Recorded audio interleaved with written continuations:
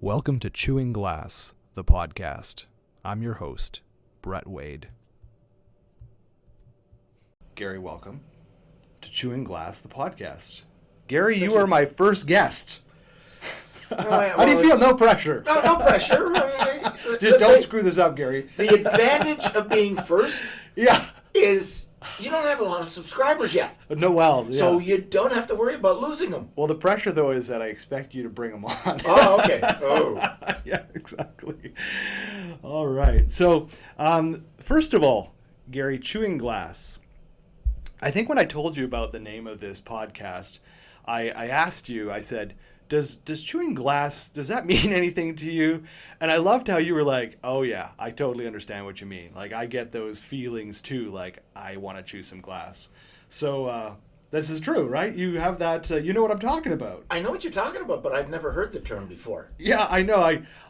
I want to say that this is all me, like I thought of this, but then I went online and I Googled it, and it turns out that people have dreams about chewing glass. Like Seriously? Yeah, they do. So if you actually go... That's scary.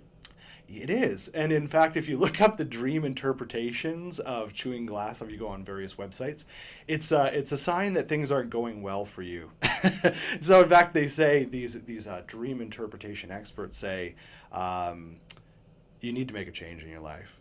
So I thought, actually, that's perfect, right? Because this is kind of what this whole podcast is about. It's about, what do you do when things aren't going particularly well in your life? And, I'm sure that's never happened to you. But, oh, no. No. But, everything has gone exactly as planned. Just as planned. The moment I popped out. Right, exactly. So, chewing glass, here we are. And when I thought again about a fellow glass chewer, I'm like, oh, I've got the one here. I've got my good buddy. I want to call you Crackers because that's your handle in on Strava, and not Strava but Ruvi. Ruvi, Strava. So do people call you Crackers? Yeah, actually they did. It's a nickname I got when I was at was it CMR or RMC? Well, one at military college. Oh, you did? Okay. Yeah. Okay. Yeah, and in fact, come to think of it, it was something that way back. In fact, the first time somebody called me that was probably in secondary school in England. Oh, okay. So this has been used a while. Oh, yeah. In fact, when I was thinking about it, I'm like, I wonder if I can call them Crackers. Like, I thought, geez, maybe it's an insult. I don't know. But well, really funny thing about that is that in the British connotation, yeah, it means kind of nuts. Well, before we get too far off that tangent, I think we'll go down many tangents today. Oh, and yeah. And that's kind of another reason why I wanted to bring you on here was like, I know with Garry, there'll be no shortage of things that we talk about. Whenever you and I get together, it's like we're constantly like, I got to get a word in. So this will be interesting for us. I want to talk about, if we can, just to sort of lead this off, by the way, we need to get to your introduction and why and how you became a glass chewer, I guess. But I want to talk about the first time we met. Okay. Right. Sure. And I don't know, you probably remember this. Oh, yeah. This was Bike to Work Week, right? Yeah. So Bike to Work Week is a thing that happens, I don't know, it's all around the world, or is it in Canada for sure? Canada, across Canada for certain. I think it might happen in the States. Most of Europe don't need it. Yeah, that's right. They're always on there. We need encouragement here. Oh, yeah. So, yeah, we met at Bike to Work Week, and I want to say that was about 5 or 6 years ago. 7 or 8. 7 or... Oh, it might be right. Yeah, you might be right. It might be longer than that. And we met, I owned a yoga studio at the time, and Garry was there, and you're kind of like the guy they call on every year to sort of...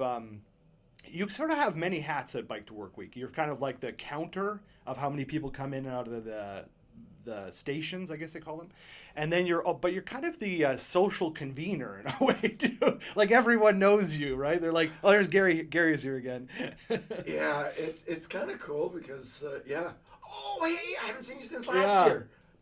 Right. Where I am. Yeah, there you go. And that's kind of how we started off. Like I would just see you once a year, and then it sort of developed into I think it actually was, I came to a Christmas party of yours. Yes. And then we kind of got to know each other a little more as things happened. Libations were going around, and we started to socialize.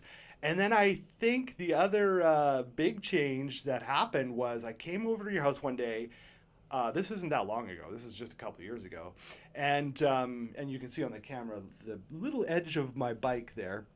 Anyway, I came over to Garry's house. He said, you got to see this trainer I've got, this trainer for my bike. And he said, it's so cool. And at that time, I wasn't doing a lot of riding, and I thought, well, okay, who knows? Maybe it's something interesting. Maybe it's something I can use with my patients. So I go over there, and I check this thing out, and I wasn't confident to get on your bike because it's pretty tippy. Yours is set up on a dynamic frame. Yeah. What is yours called? Yours is the same as mine, well, right? Mine is the R1, but yours, you've got the... I don't know. It's a Kurt Kinetic. Kinetic, yeah. It's a kinetic trainer. But it's rigid, so there's no... Yeah, I don't have any play. I like mine better that way. Yeah, well... But yours, yeah, so I kind of moved it around like I'm not getting on that thing.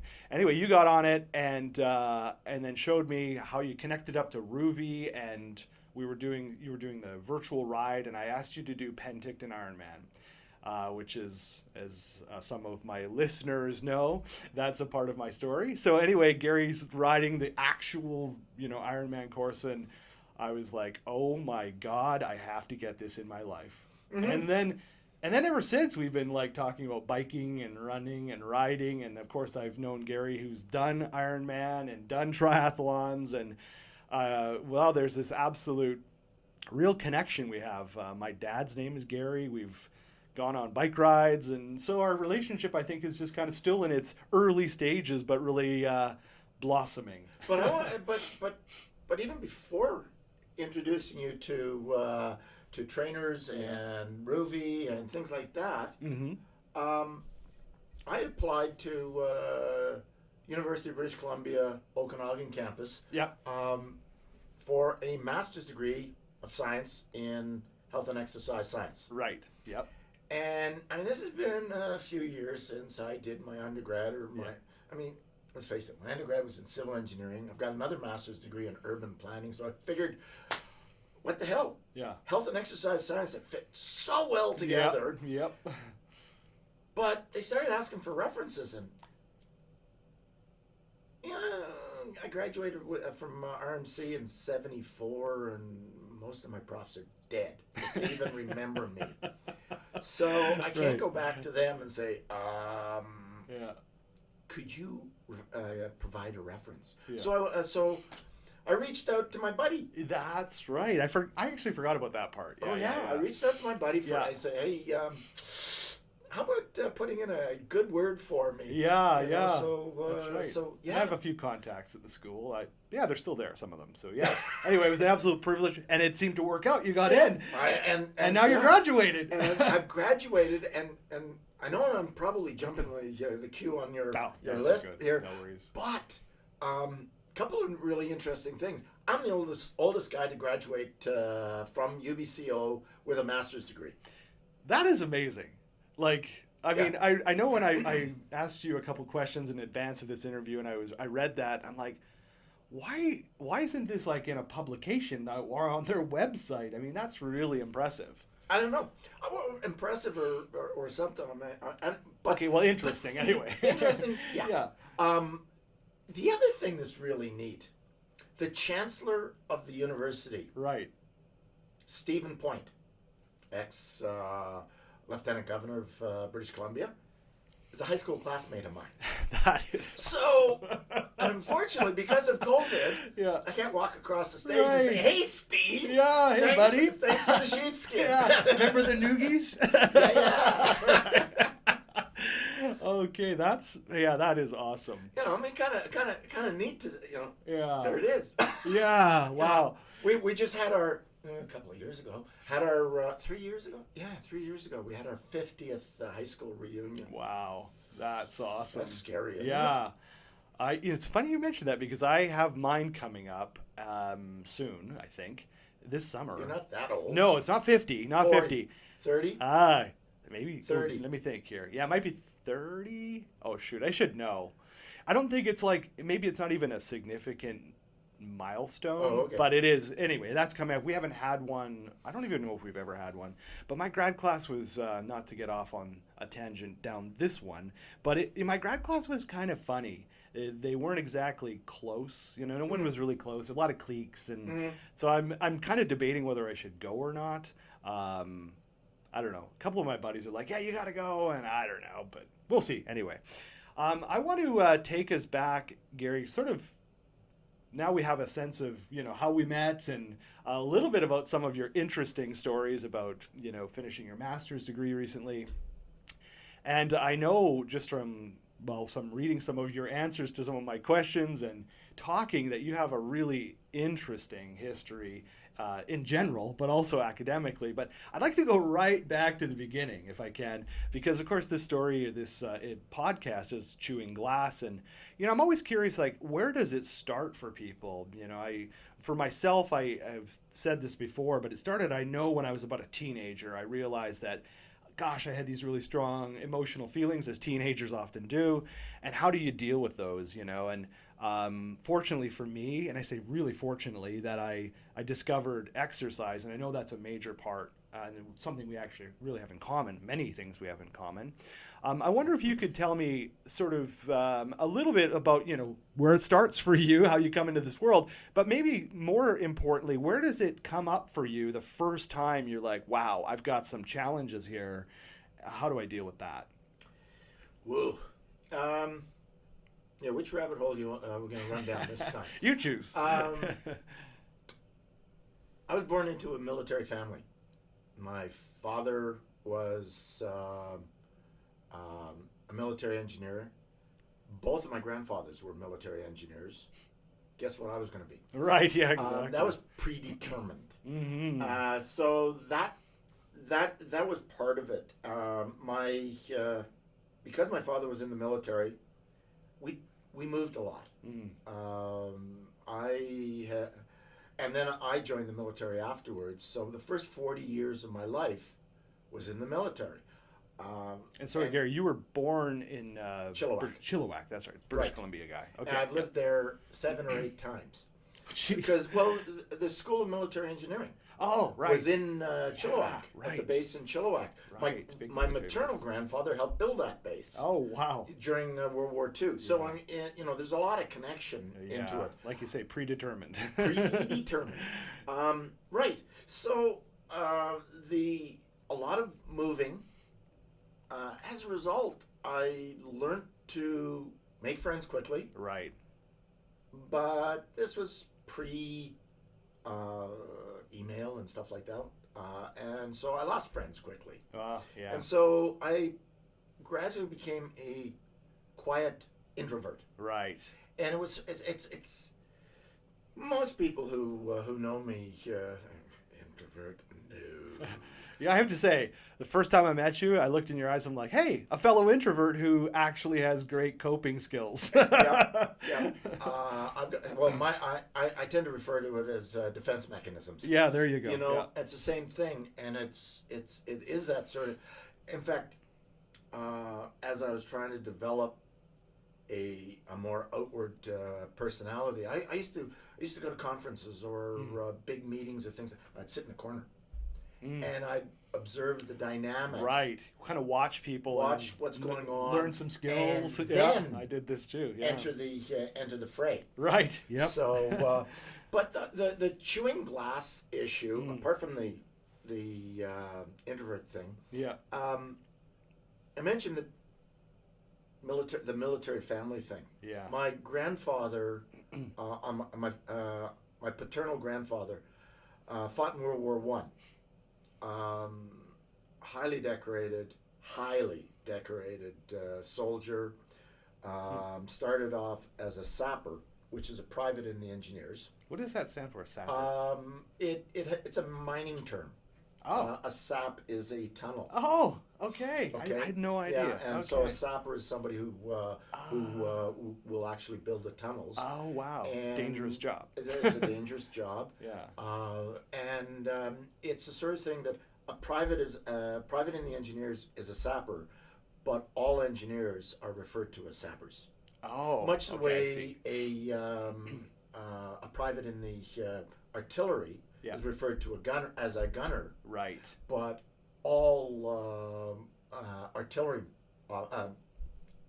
if you're in the artillery, whether you're a general or a private, you all are known as gunners. Even if you're firing a rifle or in a tank, you're a gunner.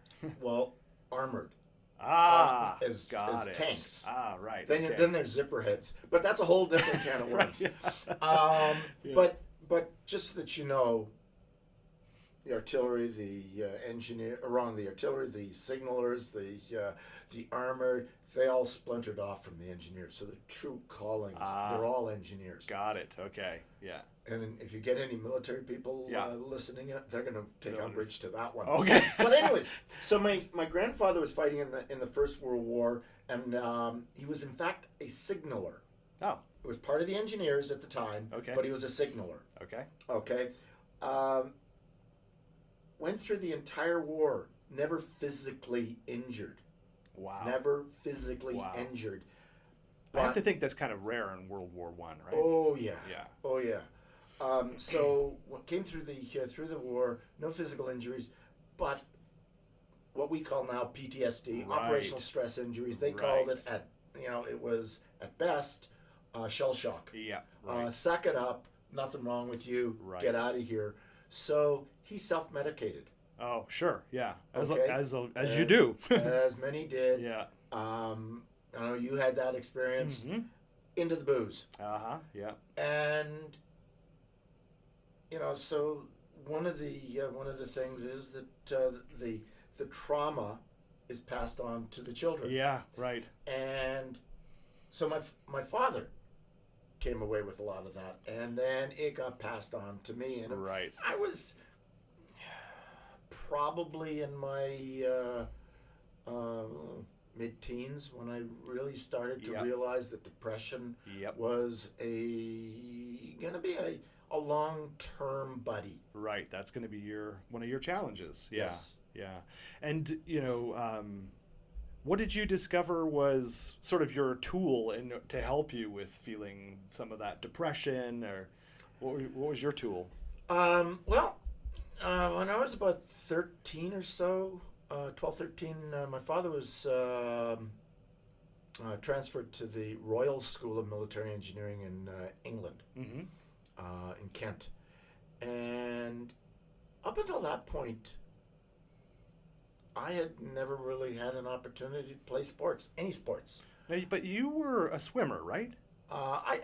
My father threw me into the water when I was a little kid. Said, swim. So it worked. It worked. You're here. Yeah. I learned how to swim. Yeah. I can't say that I was a good swimmer. Sure. But I learned how to swim. And I enjoyed it. I never competed. Right. Okay. Got over to England. Sports are big in schools there. As they are here now. Right. But at the time, no sports. Right. Okay. Especially in smaller communities. Yeah. Especially in Catholic schools.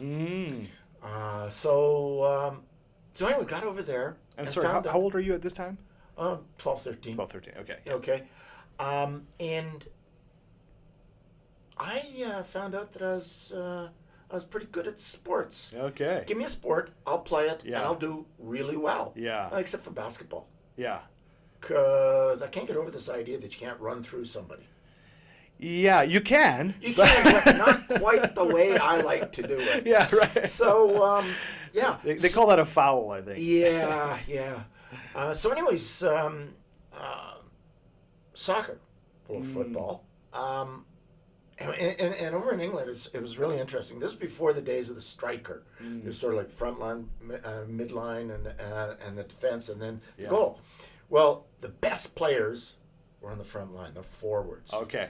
Then you had the midfielders. Right. Then you had the defense. Yeah. And then you had the goalie. Right. Well, I'd never played, so guess where I sat? Oh, yeah. Goal. Yeah, it's funny how they often give that position to the rookie. Yeah. And it's not exactly an easy position. And by the way, it all kind of falls on you. Oh, yeah. Oh, yeah.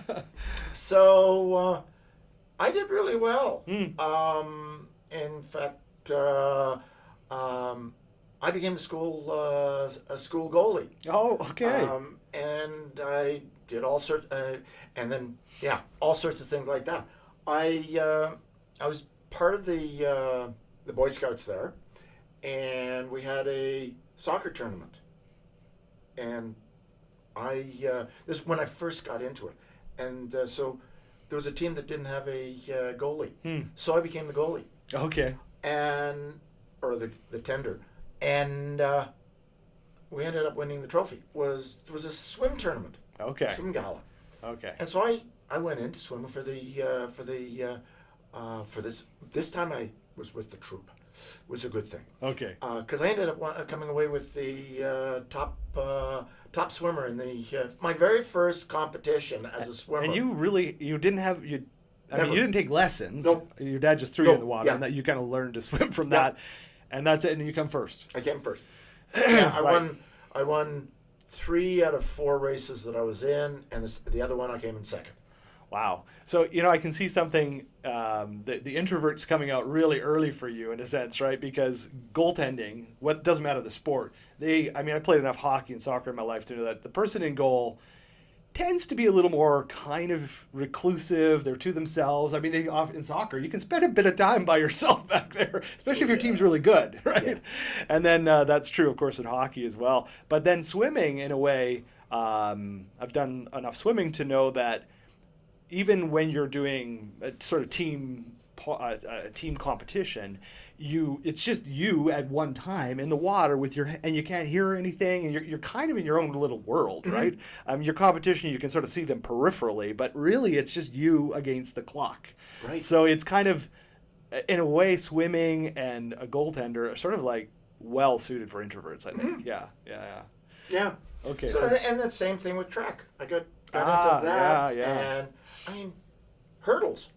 I'm too short to be a hurdler, but you got some vertical. I won our district championships and went to the county championships, which is the equivalent of a provincial championships. All right. Came third there. Yeah. Too bad I didn't come second, because then I would have gone to the nationals. Oh, okay. Yeah. Wow. Anyways, but it was yeah. So you're finding out you're good at sports early on. Give me a sport, I'll play it, Right. and I'll do well. Yeah. But how long were you in England for? 2 years. Oh, just 2 years. Okay. I don't want to cut you off, but you find out you're really good at sports in England. Where do you go after that? Back to Chilliwack. Oh, you really did go back for Chilliwack. Oh yeah. Chilliwack, by the way, I have to say, because I'm a BC guy, right? And I grew up in the Kootenays, and when we would go through Chilliwack, the only thing I would ever think of Chilliwack is like, wow, roll up the windows. It doesn't smell very good. And I don't mean that in any disrespect to Chilliwack, because the one thing I just recently watched this ultra marathon documentary. This guy named Garry Robbins, who was running in Chilliwack, and he's like, the world is going to discover Chilliwack, and you're going to be blown away. So I want to say, I got to discover Chilliwack a little more. I discovered Chilliwack. I don't like it. Okay, fair enough. That's why I don't live there. Okay, fair enough. Yeah. Mind you, I can see you probably have other issues besides its physical environment. Like you have a past, like a significant past, and I'm guessing not all of it is entirely positive in terms of Chilliwack either.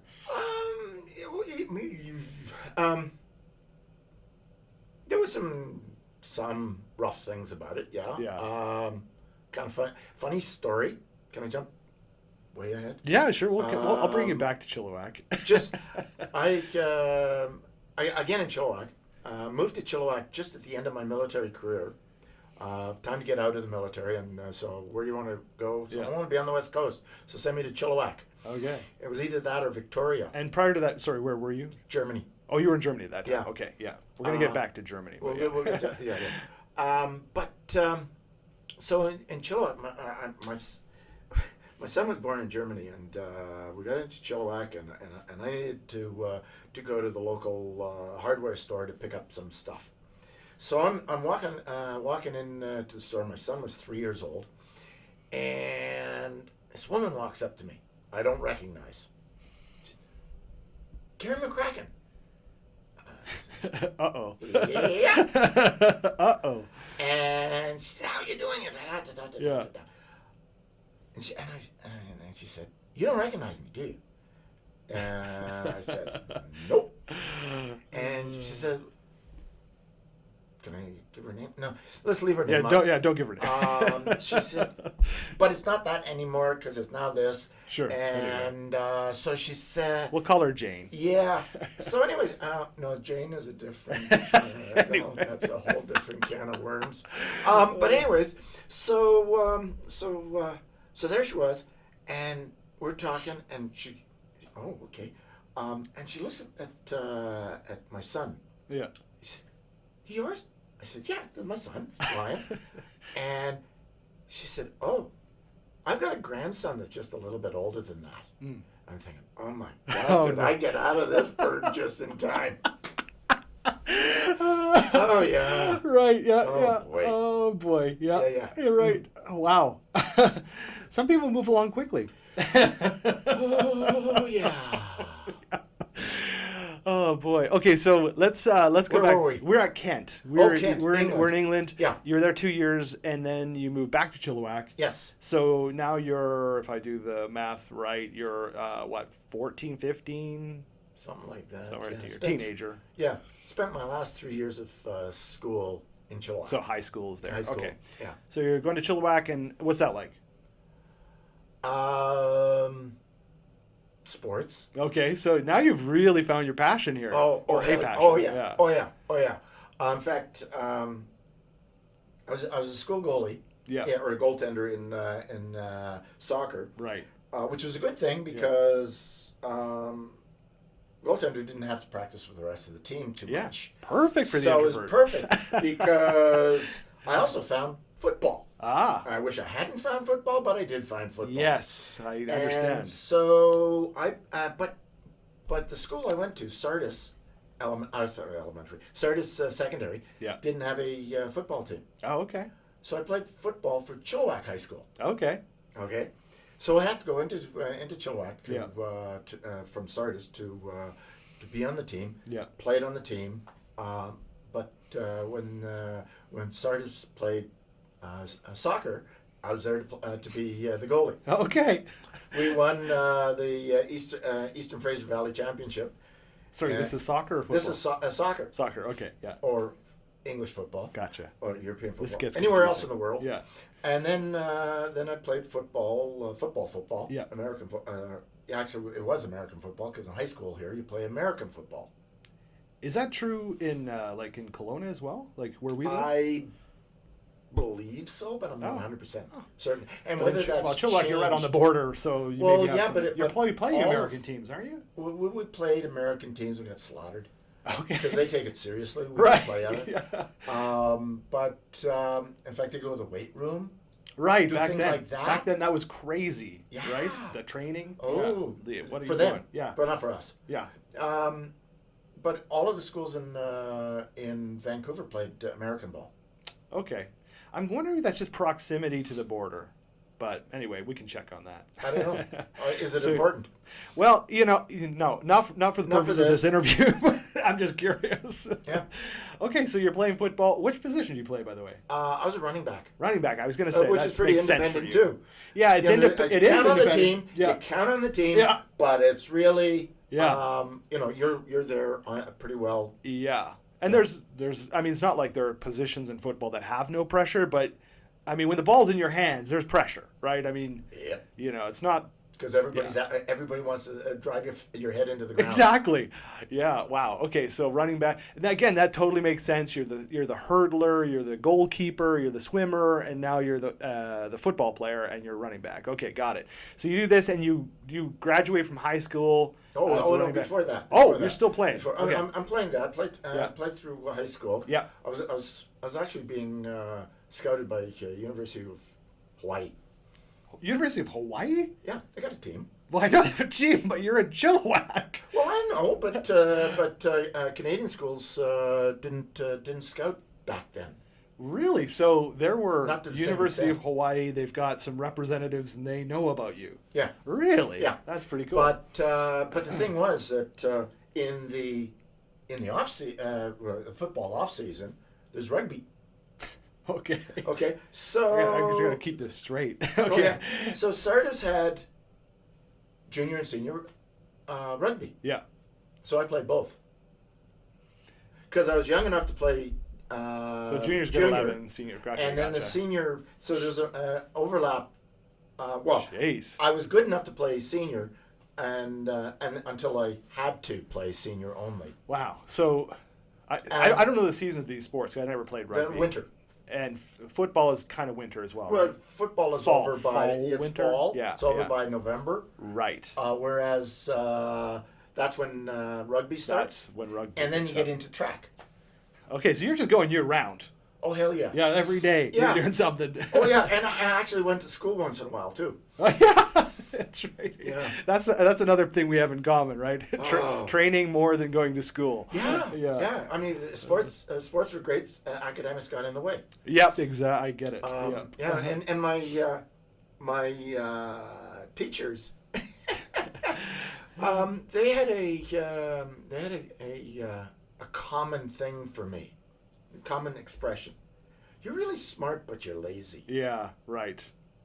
I know you've said that before about you, and it's so funny. Like, I think I'm starting to know you pretty well. Like, I really get the introvert vibe, and but it's so funny when you meet somebody who's as accomplished, has done as many things as you have. It's really hard to say this guy has been judged as being lazy. It's almost doesn't seem possible.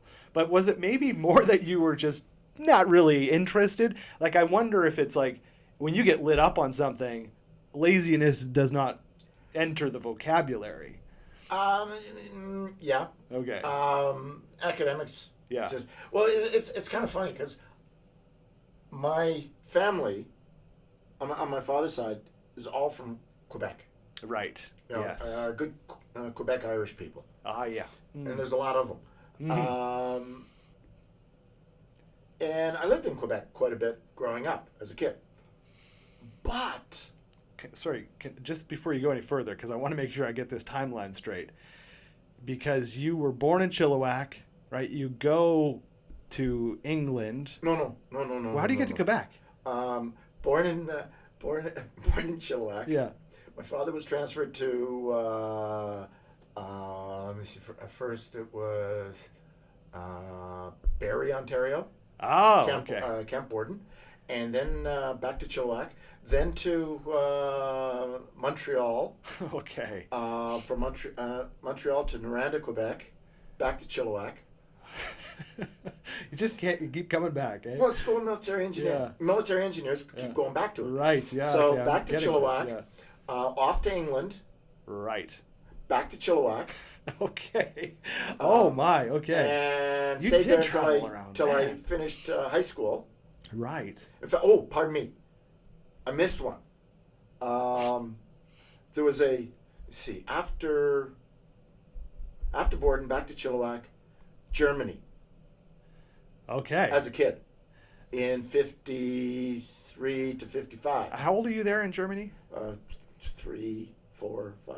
So you really moved around a lot. So and then from there to England, and then back to Chilliwack. Oh my God! So it sounds like a lot of 2-year stints. Is that sort of typical with the military? 2, 3, or less. Or less. Okay. Or less. So I'm also starting to see where your survival skills had to kick in. You know, for you as a natural introvert, if you're moving around all the time, you have to quickly start to join teams and make friends, and you've got to learn that skill fast, right? Oh yeah. Yeah, right. That's an experience we do not have as a shared experience. Mine is not at all like that. But anyway, interesting. But no, I lived all over the place. Yeah, you really have. That's it. I mean, growing up, 3 provinces, 2 countries outside of Canada. Yeah. So, and we're going to get to your military career. So we're marching forward to that. Bouncing all over the place there, too. No, that's all good. So, when I just want to kind of go back to high school. So you graduate from Chilliwack, and you're playing rugby, football, soccer, and track. You're doing all that. Okay. And I swam. Oh yeah, and swimming. Outside of school, because we didn't have a school swim team. Wow. Okay. Yeah. And so you're getting. I'm guessing here you're just like gaining confidence with sports. You're finding that this is helping maybe to sort of assuage or settle your kind of chewing glass feelings, if I can use those words. To a certain extent. Okay. Because although it was really good, yeah, I had a problem with people sort of patting on, "Hey, you did really good." Yeah. Hey, I saw that football game you played. You got 3 touchdowns in the one game, and things like that. Yeah. And it made me feel very uncomfortable. Okay. I couldn't handle that. Right. And, well, again, you probably just don't like the spotlight on you either, no, in a way, right? No. Yeah, gotcha. Which is why that's bugging the hell out of me. Sorry, man. Consider it a warm, glowing light, not a spotlight. Okay, we'll go from there. We'll go with that. Okay, so you graduate Chilliwack. Can I throw in another? Yeah, please.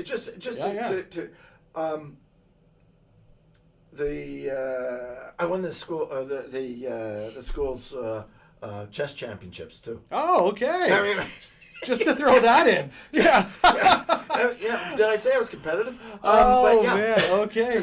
So we went to the BC championships too. I mean, it's just like all sorts of weird things. Do you still play chess, by the way? No. Oh. I haven't, but I got this killer chess set at home. You should pick it up again. I'd like to play with you. Yeah. Yeah. It sounds like I could learn some things. My son plays chess, and he just kicks my butt all the time. I haven't played chess since I left high school, basically. Okay, a couple of years ago. Yeah.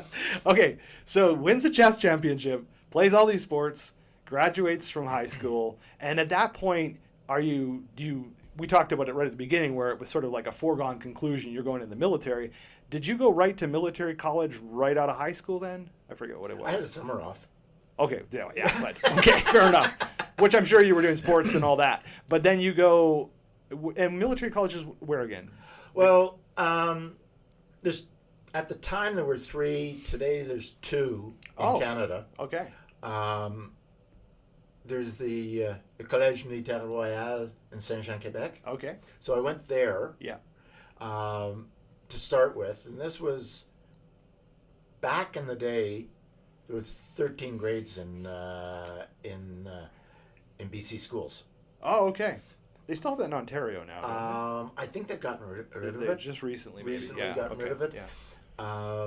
So I went with just grade 12, junior matriculation. Oh, okay. Okay, and so I went into a prep year. Okay. At CMR.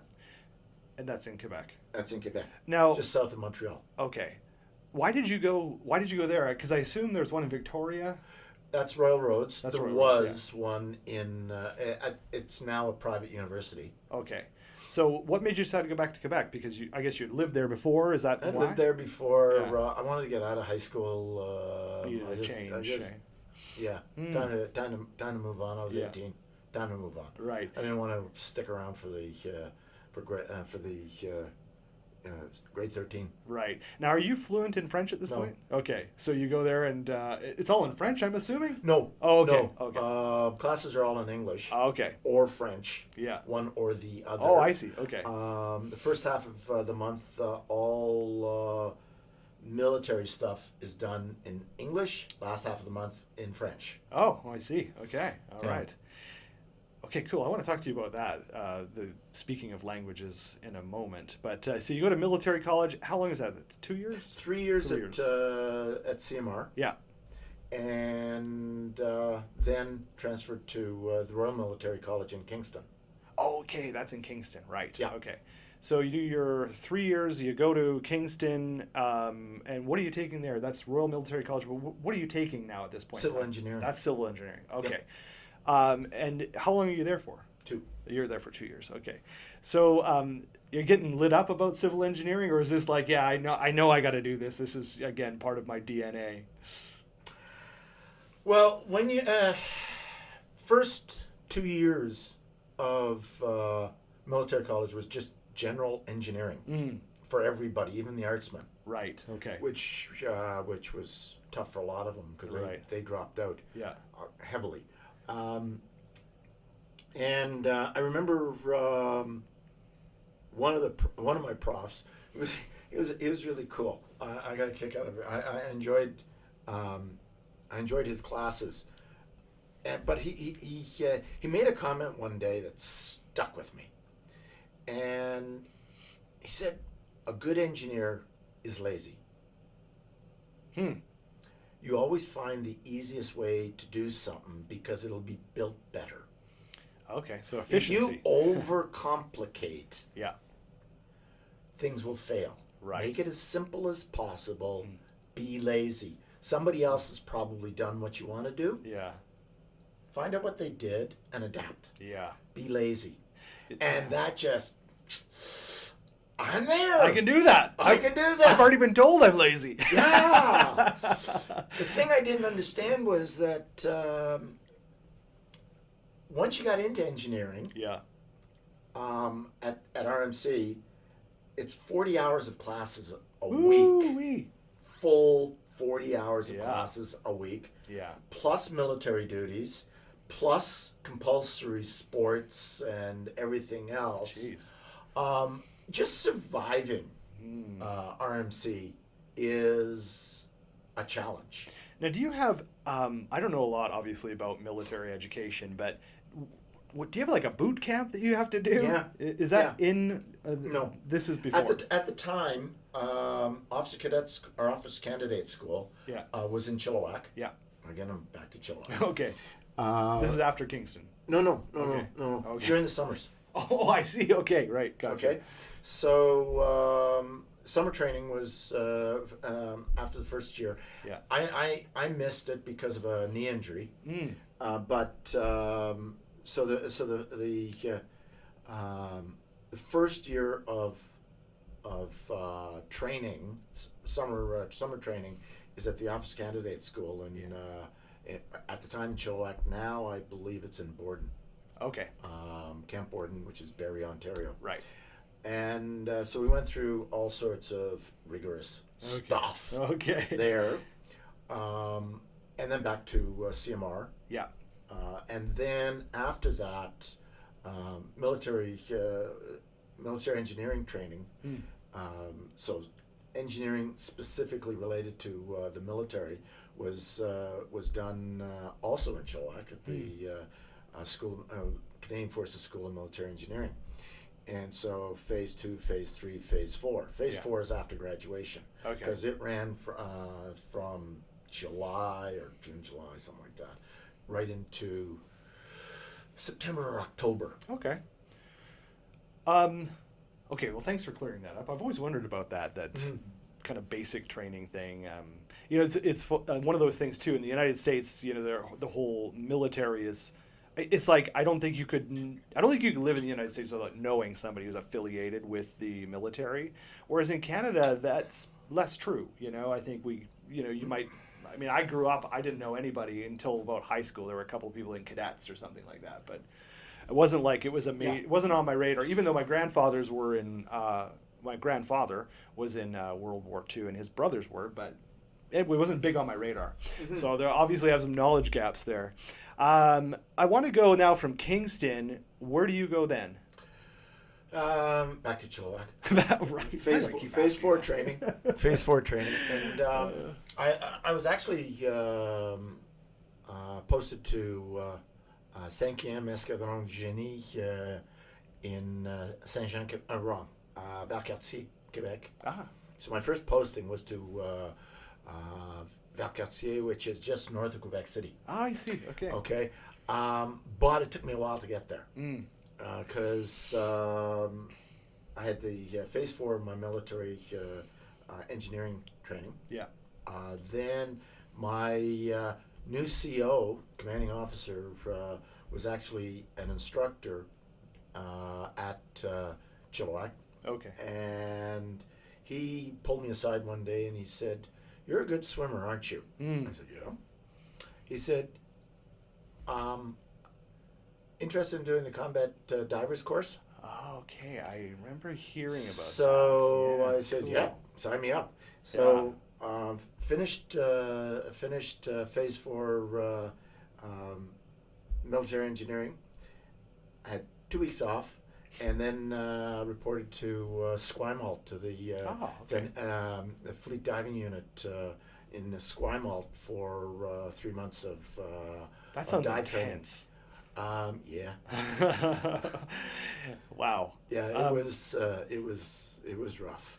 Now, again, forgive my ignorance here, but do they train you to like dive and put explosives on things? Is that kind of what you're doing? You're blowing stuff up underwater? Among other things. Okay. Okay. Originally it was called the Shallow Water Divers Land Forces. So we never went below 1 atmosphere, Okay. Which is 33 feet, 10 meters. Okay. Okay, so we were not supposed to go below that, except for very specific situations. Right. Okay. All right. You wear scuba gear, I assume, with all that stuff? Yep. Okay, gotcha. Yep. All of that. Wow.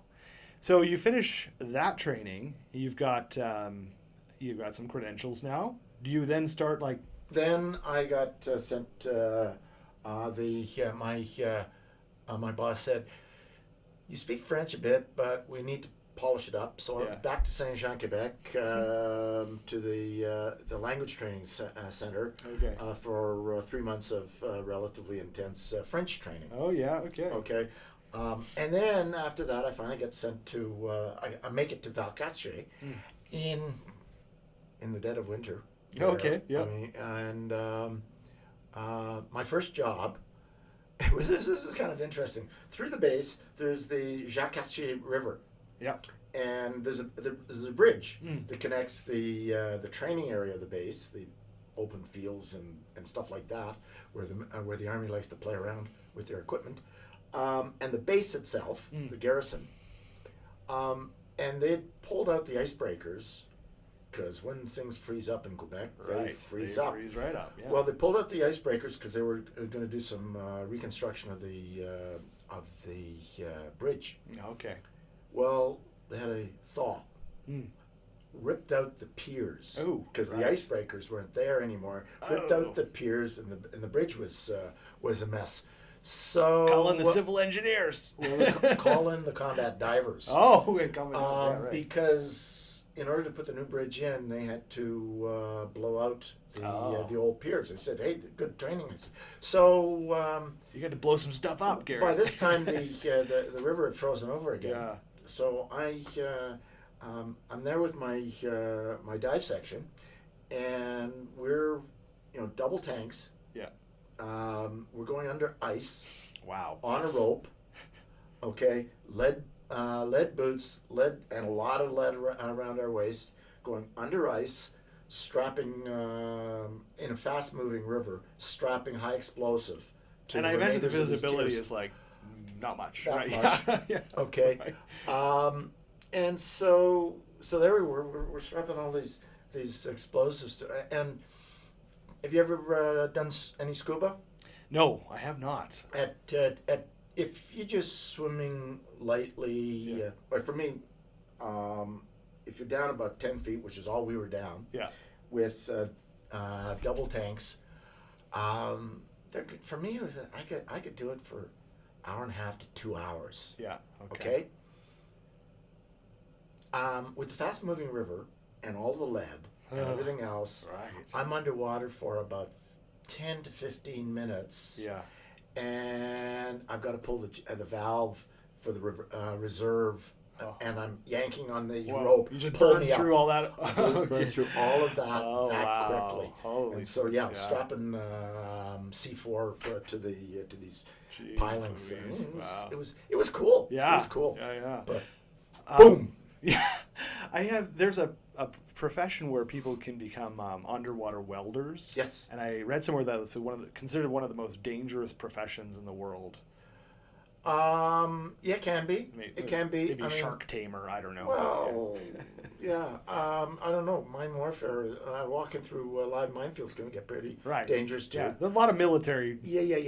Jobs that are. I've never done underwater welding, but I've done underwater demolitions in a number of places, and going under ice, and all sorts of.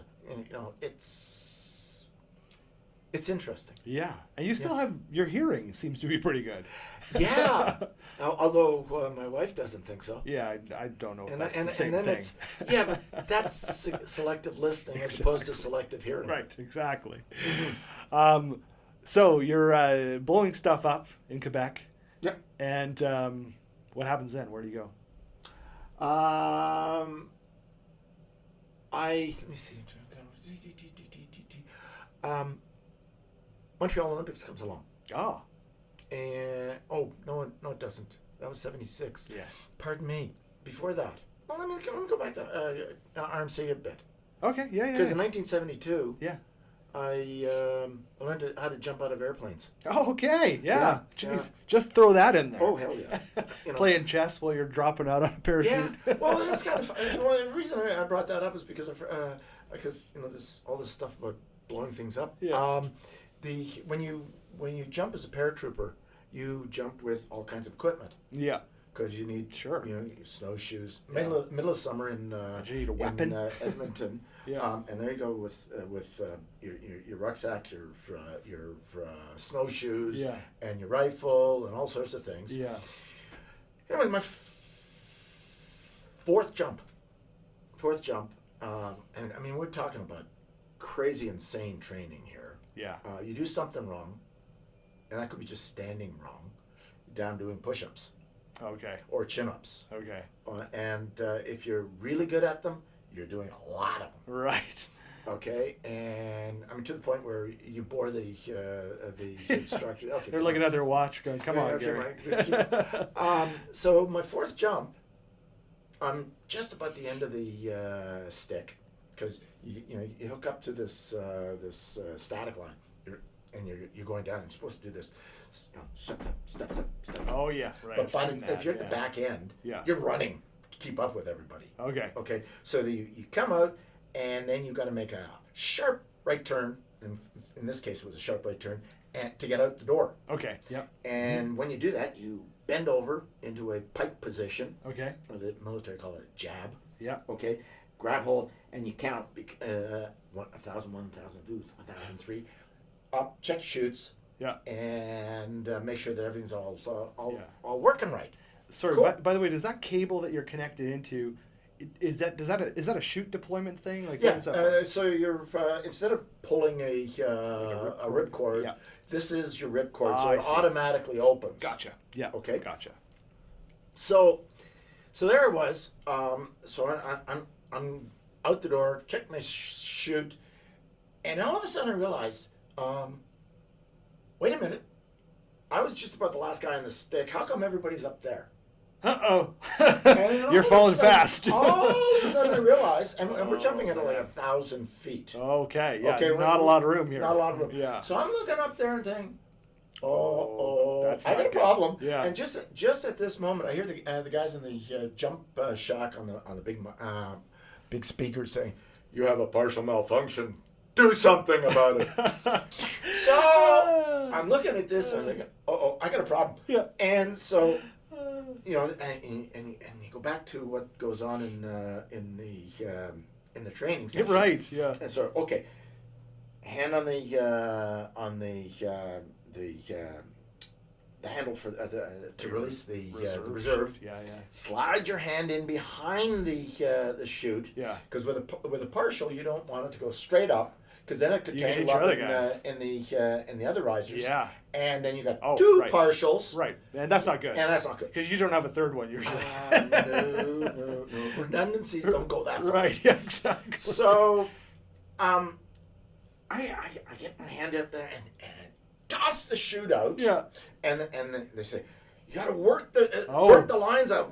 Yeah. And all this while you're plummeting towards the earth. And I'm thinking, holy crap! I'm burning my hands. I can't pull it out as fast as it's coming out. It's starting to open up. Yeah. Right? Yeah. So I come along and it's sort of like pop. I feel a jolt from the reserve opening. God. Then I feel a jolt pop from the lines that are over the top of the. Only a partial. Yeah. Okay. So. Sorry, this is a partial on your reserve. No, this is partial on your main. Okay. On the main. Okay. The reserve opened properly. Okay. Then, but the jolt from the reserve opening properly, it shook the lines that were going over over the main chute, and so I felt that pop. Yeah. So, and then I felt the ground hit. It was sort of like pop, whoa, pop, pop. boom. Ooh. And so I've got all my gear strapped up to me. So this was supposed to be the last jump of the day. Oh, of course. It's like last ski run of the day. Yeah, That's when the injuries happen. Yeah, but except that, okay, the jump master comes along and says, "Okay, everybody form up back on the bus. We're going back to the airdrome. We're doing this again." Oh, you didn't like what he saw? Well, no. In training, you never let somebody sleep over a partial. Oh, I see. Right. Because if they do, right, that's stuck in their mind. Holy crap! Yeah. What could it just happen? I just somehow survived. Yeah. I got to get out there again. Yeah. I see. Yeah. So get on the horse. Right. Got it. Okay. So we're back up, and all of a sudden, and it's getting dark, and our dark nighttime jump was not. It was supposed to be later, so I'm the first man in the stick. Okay, and what happens is you step in when the jump master is ready for you. Everybody's gone through the hook up, check shoot, all the rest of the good stuff.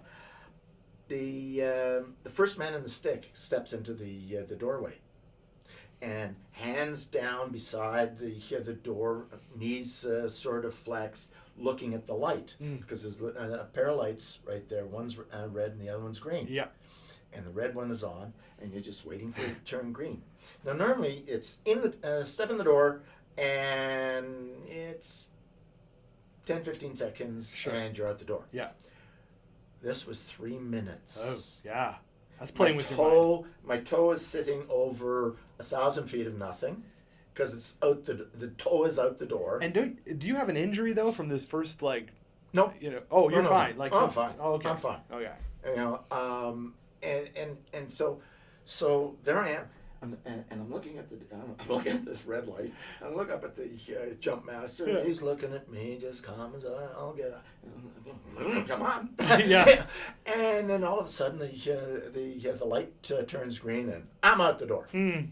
And coming down over with a nice big parachute. It was wonderful. Oh, okay. Yeah. All right. So that kind of erased the memory before. Oh, yeah. Well, not completely, obviously, but no. But it just sort of helped settle you down. It develops a certain level of confidence. Yeah. Okay, I can handle these things. I actually jumped out of an airplane once. Oh, yeah? Nothing like your story, but although there is something in common. So this was a birthday. I can't remember which birthday it was. 30? I don't know how old I was. Doesn't matter. And I decided that I wanted to, this was a bucket list thing for me. So Vernon, as you know, you're almost living in Vernon, has a airfield strip where they do that, right? The Cessnas go up. And so I went through the jump training, did all that stuff. And I'm feeling like there's something wonderful about being naive in a way, because I wasn't nervous at all, I'm like, I don't know what to really expect, and they go through the jump training, and they're telling you things like you've just mentioned, like, what do you do if your chute gets tangled? And I'm paying attention, of course, but does this really happen? So I'm sort of not totally paying attention. Anyway, at lunchtime, I'm paired up with this other guy, by the way, who's doing this for his 40th birthday. His family's there. And they're like, we bought this for my husband, and his kids are here. This is great. And so I go out with him for lunch. We come back after lunch, and they make you go out for lunch because after lunch is when they actually get you up in the plane. And they're saying, if you don't want to come back after lunch, that's totally fine. No shame, right? So it's kind of like you're easy out. Anyway, he's really nervous, and I'm like, nothing to worry about, bro. This is going to be fine. Anyway, we get off in the plane, and I'm the last one to go out. And so he's just right in front of me. And with ours, it was the jump master threw a little pilot chute out, and then it ripped it out, so not the cord. Anyway, instead of stepping out, have you ever jumped out of a Cessna before? Okay, you know what I'm talking about, where you hang onto the strut of the wing, you're 2,000 feet in the air. There's a little step on the wheel, and you're hanging there just Supermaning this thing. And then he counts 1, 2, 3, and then he throws the pilot chute. And anyway, thing opens. And it was like a dream for me. Like, it was like, oh, this is awesome. And I'm just floating. And you got a one-way radio. And they're like, okay, Brett, pull the left riser. I pull it a little bit. And the chute goes down. Pull the right riser. And then they're like, there was a bit of silence. He was like, okay, Brett, this time we really want you to pull the riser. Because it's scary, right? It dips down. Anyway, long story short, I safely stepped right down onto the X. I was blown away. They coached me perfectly. Like, it was really no skill on my part. It was all them. But my buddy in front of me, I was looking for him. I'm like, where did he go? And they said, yeah, chute got tangled. And I'm thinking, oh, man, like, is he dead? And no, it turns out, like, they kept telling him, like, cut the chute, pull the reserve, because he was getting down to whatever the hard end is or whatever they call that. And he decides he's just too afraid to pull it, or he panics or something. At the last possible minute, it goes, it opens up, and he hits the ground hard, but, like, fine. And walks away. Wow. And I never talked to that guy ever again. And that was the last time I ever jumped out of an airplane. First and last, huh? Yeah. Anyway. But yeah. The reason I took the jump course, apart from the fact that it was offered and I got wings on my uniform, it was kind of cool. It's pretty cool. When I was living in England, back in England,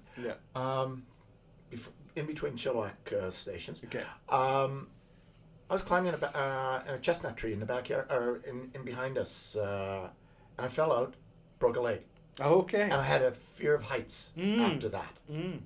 So, that's one way to get over it. Take the bull by the cojones. And, got it. You know, I started rock climbing for that reason. Because that same thing, I had a fear of heights, and I'm like, I've got to get it, because it's kind of debilitating, you know? Like, I have it now. Like, it's come back later in life. Through rock climbing, I kind of was able to deal with it. But even now, I was just doing some painting in my bedroom, and it's got a vaulted ceiling, and I get up there, and I'm trying to cut in, you know? And I'm, like, shaking, and I'm only, like, I don't know, 12 feet in the air. It's like, oh, my God. It's debilitating. Oh, yeah. Really debilitating. There lots of phobias are, but anyway, it's like very hard to be a homeowner if you don't like going up on a ladder. When you were living in the States, did you ever go to Horseshoe Bend in the Colorado River, just near Page? Oh, Page, yeah. Antelope Canyon and all that. I know what you're talking about. Yeah. Karen and I were there, 12, 15 years ago. Yeah. And it's really strange because it's one of the very few places I've been to in the United States where they don't have barriers everywhere. You know, sort of, we can't let you anywhere near this because somebody might sue, etc., etc., etc. I know what you're talking about. So it's just a smooth edge all the way down. Right. And anyways, so we were sitting there. That feeds into the Grand Canyon? I can't remember. It feeds into... Must feed into the Colorado River, doesn't it? No, it bleeds from, Lake Powell, Lake Powell. Yeah. And then into, eventually down to, is it before? Yeah, and then into the Grand Canyon, and then anyway, something like that. Yeah, I have to look at a map. I can't remember. But yeah, I know where you're talking about. But we were sitting there and we were watching just things happening around us, and then we got up and walked back. Yeah. And she said, I said to her, she said to me, I don't remember, did you see the swallows? And the response was, yeah, and I thought maybe I should be following them. And both of us had exactly the same feeling. You know, I mean, this thing is it's a big, big cliff. Yeah. Into nothingness. Yeah. But the swallows are diving all over the I place. See. Right. And it's sort of like you had this feeling like I want to step into the air too. I can follow them and just whoa. It's good you don't go with that feeling. Yeah, no, I'm kidding. It was weird. Yeah, you probably find out fairly fast, so your bones aren't that hollow. No. And my wings don't work. Yeah, exactly. Yeah. Okay, so let's pick up where you're. After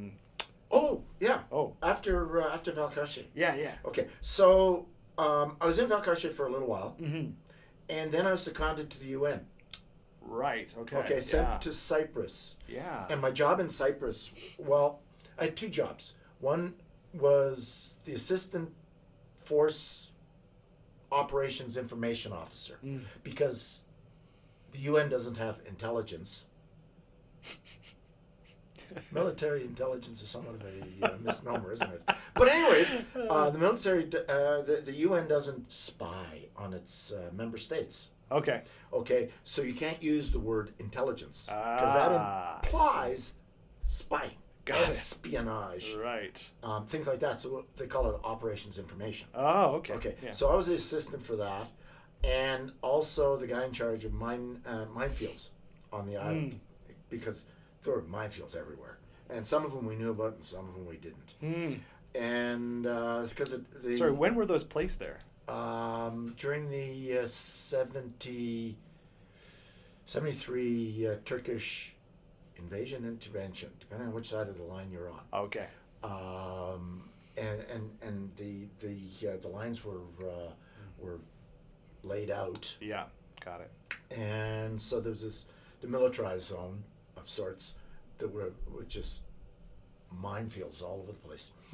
So my job was to go into the minefields and, among other things, find them, mark them so the UN wouldn't go blow themselves up in them, things like that. Yeah, yeah. And you do? What do you do? Is that you have a minesweeper that you use? Sometimes you use we're using a mine detector, which is basically a metal detector, which doesn't really work well with what the Greek Cypriots used an awful lot, which was a variation on an old Soviet mine, which was a shoebox mine. So, in addition to that, you also had a job where you were. What else were you doing there? You said you were doing two things. Well, two things. Operations information. So, basically following what's going on around, trying to get early warning indications that the Turks are going to come across, or the Greeks were going to try and get their land back. Or we also, I was also involved with. There were certain enclaves after the fighting subsided. There were Turkish enclaves and Greek enclaves where they're trying to get them back across the demilitarized zone, so into their areas. So I'd go through with a team afterwards and do some booby trap sweeping, just to go see whether, because we were always concerned that the one or the other would try and booby trap. So we would have to go in and do that. Okay, cool. So you're now. I remember you told me something about you were there at that time, and you were witnessing the signing of the peace accord. Oh, no, that's a whole different story. Oh, that's a different story. That's a different story. It's about that time, though, isn't it? Nope. Oh, this is a different time. A few years later. Go ahead. A few years later. So I was in doing all this stuff in Cyprus. Then my time in Cyprus was came to an end. Sent back to Valcartier, just in time for the Olympics. Okay. So I got involved with security for the Olympics in Bromont. Is this undercover security or full on military security? Full on. Got to remember, this was the first Olympics after the Munich. Debacle. Right, of course. So security was. We were everywhere. Oh, okay. And in Bromont, in particular, I remember one guy tried to sneak in because it was a relatively open area with forest all around, and one guy tried to sneak in through the forest. Okay. Why? To get a free seat for the Olympics at the equestrian events. What an idiot! Well, yeah, but oh man. Anyway, so. And by the way, that's for the equestrian events. Like, did you really have to sneak in? Aren't there lots of seats for that? Sorry, apparently not. No offense to horse people. I don't know. So I had a ringside seat. So I mean, it was cool for me. Yeah.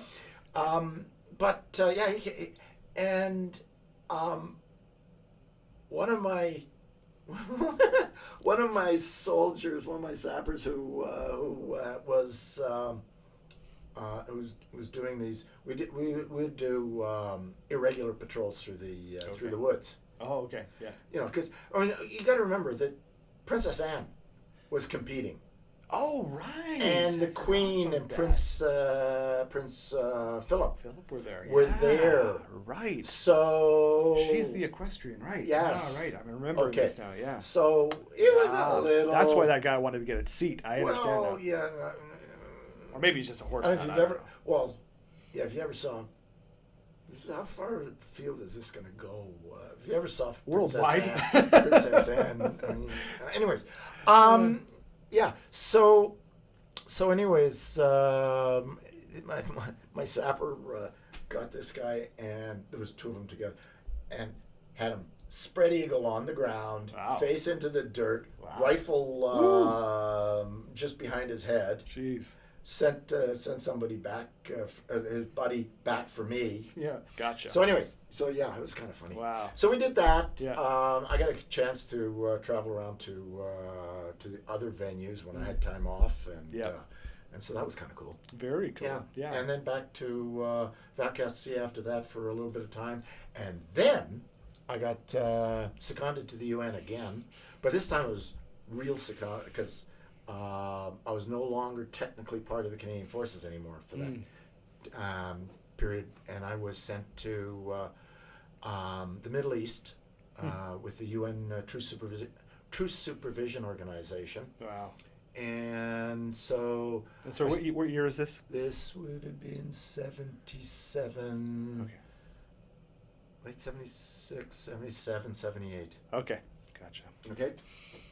So...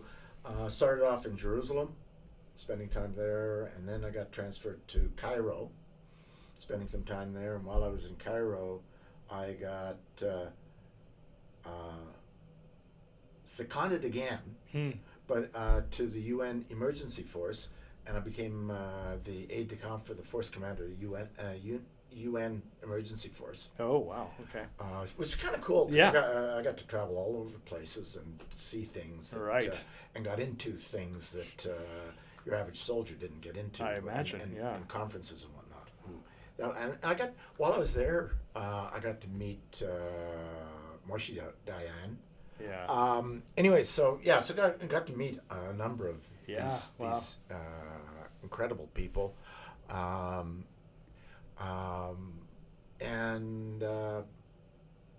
I was a military observer with the UN and saw all sorts of strange things, which gets me to the point that you brought up earlier. While I was in one of the checkpoints, manning the checkpoint at the demilitarized zone on the Egyptian side, with a platoon of Ghanaian troops. One of the other military observers, the chief military observer for the area, came up and said, "You hear Sadat's going to Israel?"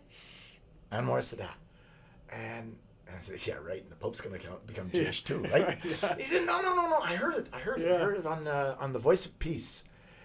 And I said, "Okay, fine." So we turned on the Voice of Peace. Voice of Peace was a radio ship that was anchored in between Cyprus and Israel, pumping out peace propaganda and a lot of good rock and roll. Yeah. They made a movie of that. Yeah, well, that was the one of the ones in the English Channel. Yes. Right. Yes. Yeah, that was up there.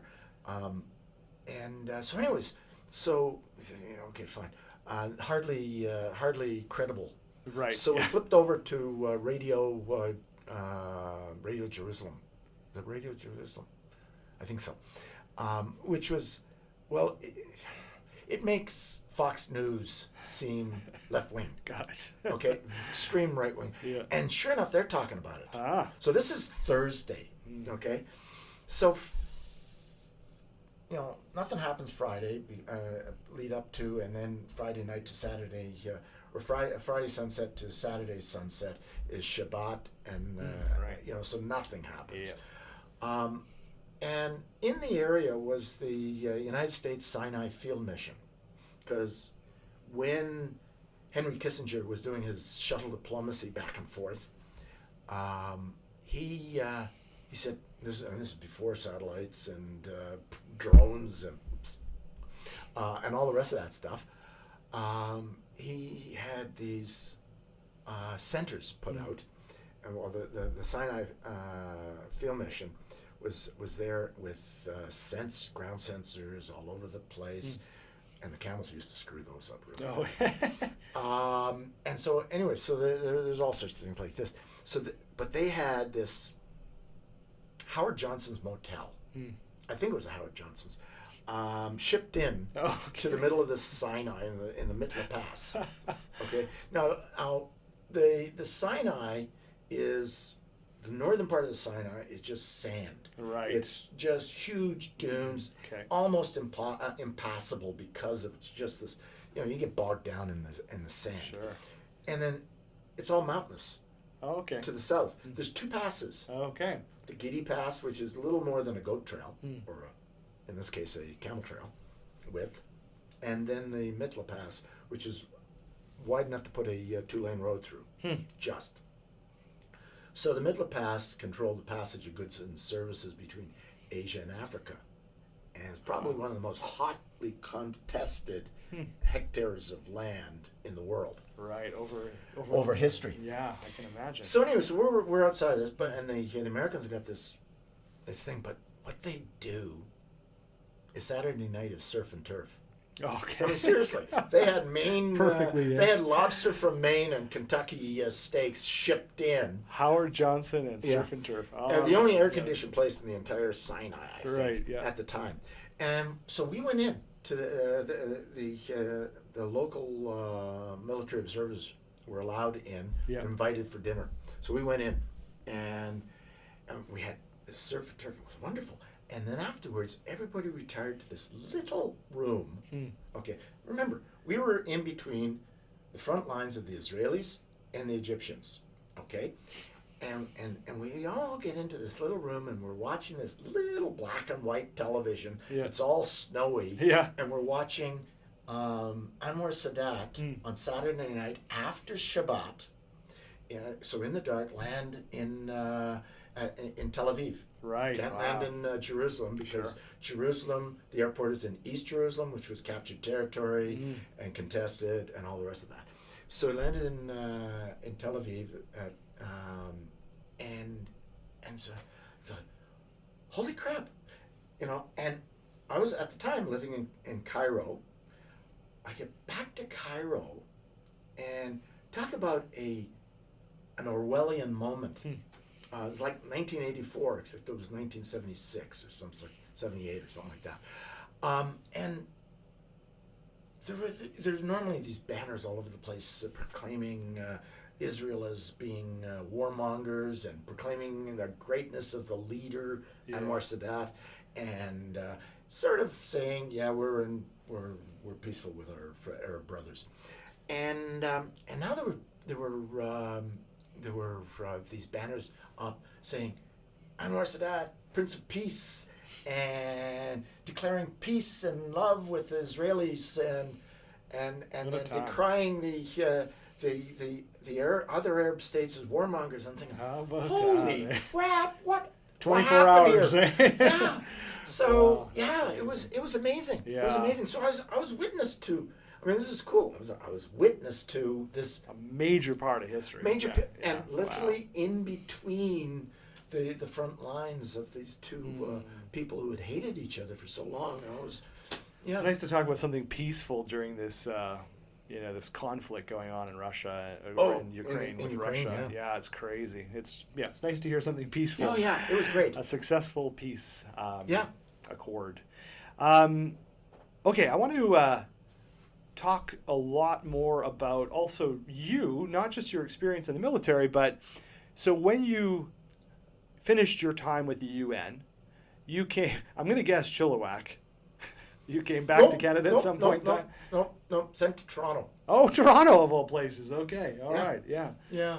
And so you get to Toronto, and you're still a military guy? Yep. And what are you doing there? Started off working as with the militia, the reserves, because like you're training them. Basically, every militia unit, and militias in Canada are a lot different than militias in the United States. And every militia unit has a group of regular force personnel in there. An officer, a training warrant officer, a clerk. Yeah. I mean, so to help them stay active. So that's what I was doing for 2 years, and then I got transferred up to the base in Downsview. Where's that? North Toronto. Okay. The base doesn't exist anymore. It's been closed down. Okay. It's now owned by de Havilland.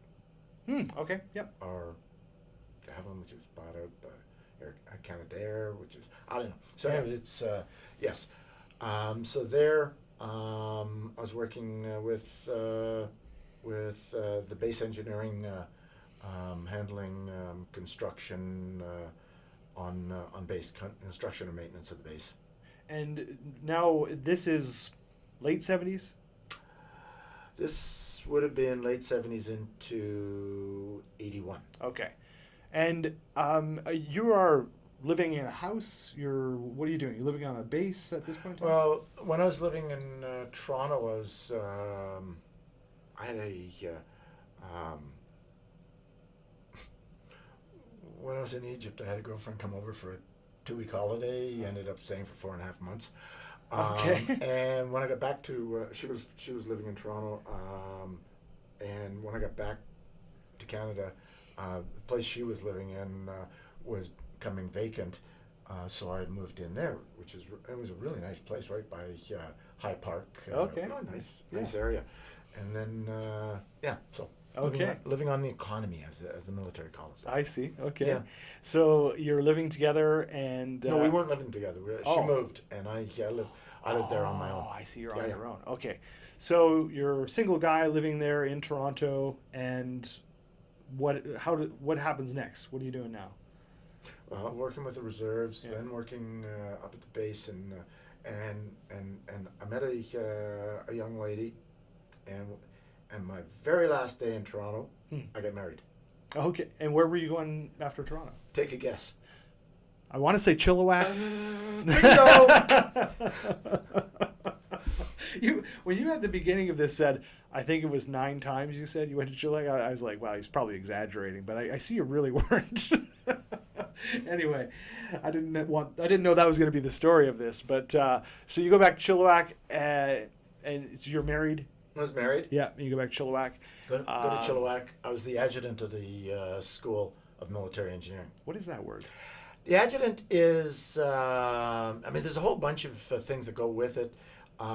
It's the guy who is the right-hand man to the commanding officer. Oh, okay. He, in this sort of situation, he's also the chief administrative officer. He's the disciplinarian for the officers. Oh, wow. Okay.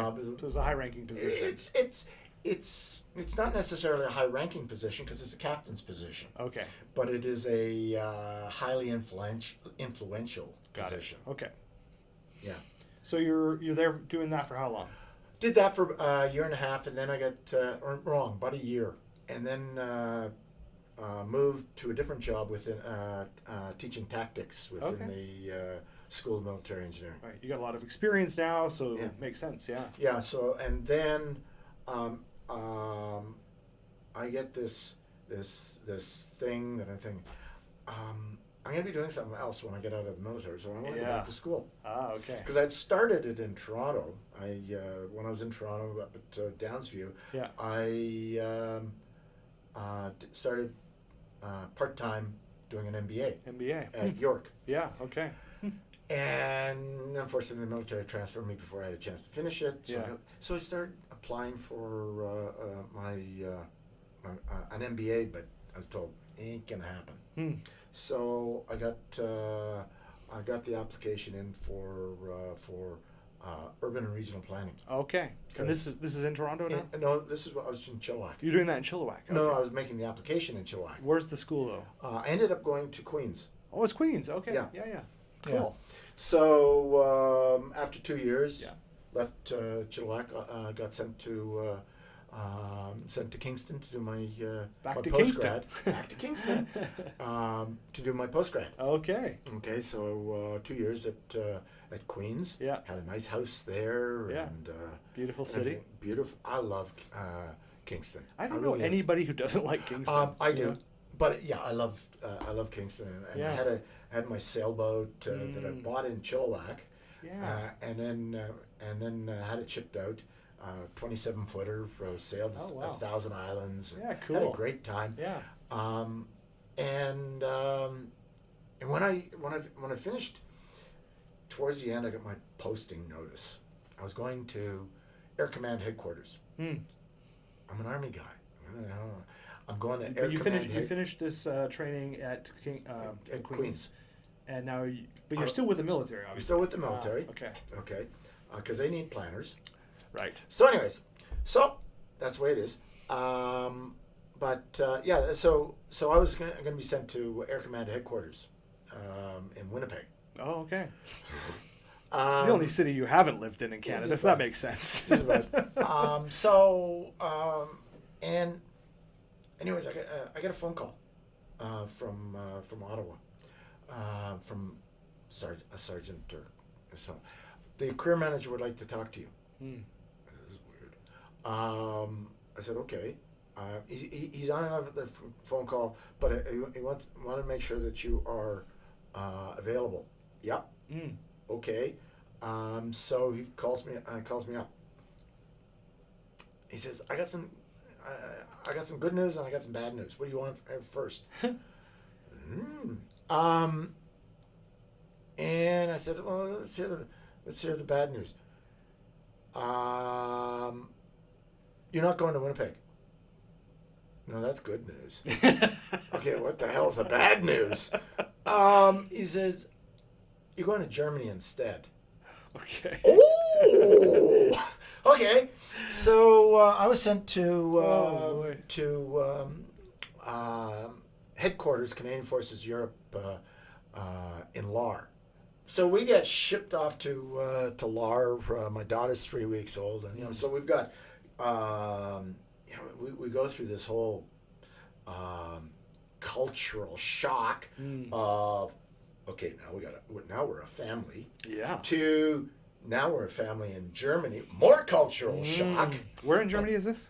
Southwest corner.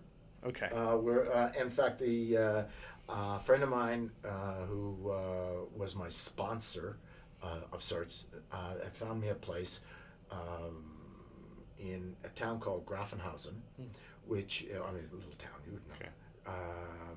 And I mean even people in Lahr don't know where Grafenhausen is. It was a 5-minute walk to the Rhine. And so it was a nice little place. A brand new house, and what was really cool is we could walk to the Rhine, take the ferry across over to the other side for dinner. Oh, beautiful! So yeah, we'd like to go to France for dinner tonight. What a cool experience! Really cool. Yeah. So we had, anyway. So this was really neat, and we were there when Chernobyl.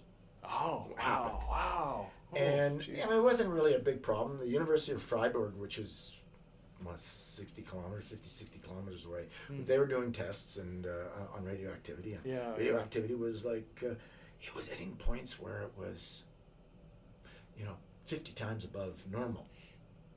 In Germany. In Germany. Yee. Yeah, but let's get something straight. 50 times nothing is still pretty close to nothing. Well, yeah.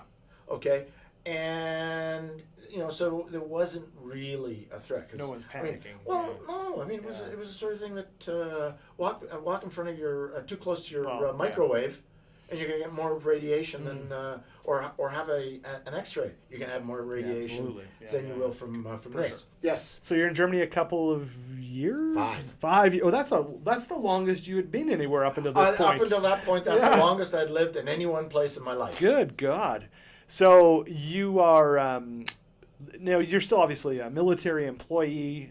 Do you call yourself employee? No. No. What do you call yourself? A member of the Canadian Forces. Member of the Canadian. A member. There you go. A member. Okay. And so you're there 5 years. Your civil planning, was it civil planning? I started off as the officer responsible for major infrastructure design and. Okay. So your training is kind of being used when you're there? And then I moved over.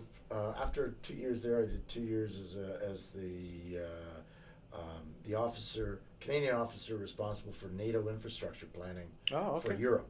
Okay. So all the way from northern Norway down to the Swiss-Austrian border. Wow. Okay. Cool. So you do that for you say you're there 5 years. 5 years. And then what happens? Do you get transferred again? Well, yeah. But before we get into that, this was 85-90. Okay.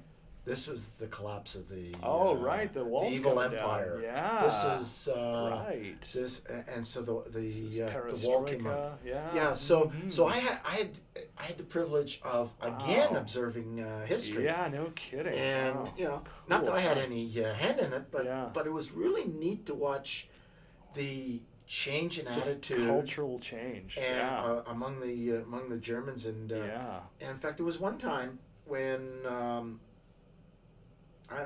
was probably on. I don't remember why, but for I was at the Marktplatz in Lahr. You've traveled to Europe? No. The markets in Europe are amazing. They're just so wonderful. And every Wednesday was market day in Lahr. So went there and we're doing some shopping and whatnot, and buying some some veggies and fruits and veggies, and all of a sudden a hush fell over the square. It was really weird because there's this constant buzz that happens in something like that. And it's sort of, you go to the market here, you get that buzz. Well, you can imagine even louder because it's much bigger. Yeah. And what had happened was, this was about the time when the border was becoming very porous. The Germans, the East Germans, were being allowed into Austria, which in turn they dropped into West Germany, and there's a trainload. In fact, the Chancellor Helmut Kohl said any East German who makes his way to the West will be given a German passport. Oh wow. Okay, so anyways, a trainload of East Germans. Oh, I see. Arrived in Lahr, and they were dropped off, and everyone was given a little bit of money and a map of the city with directions to get to the gymnasium, which is the upper level secondary school it's not a gymnasium. Got it. It's so how to get there, because that's where they would be put up. I see. Yeah. And they said, be there by such and such a time. Okay. So they just wandered around. I mean, big eyes. Wandered around through Lahr, and a group of them made their way into the market.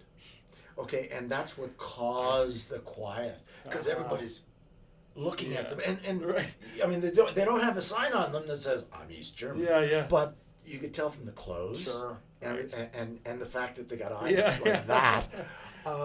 And I watched one guy walked up to a fruit stand, and I mean, I don't remember what it was that he picked up. It was just because it wasn't important, but he picked up. And so for the sake of argument, let's say picked up a couple of bananas and an orange. Okay? Bananas and oranges. Yeah. Who cares? Yeah. You know, we're so accustomed to them. And he stared at them.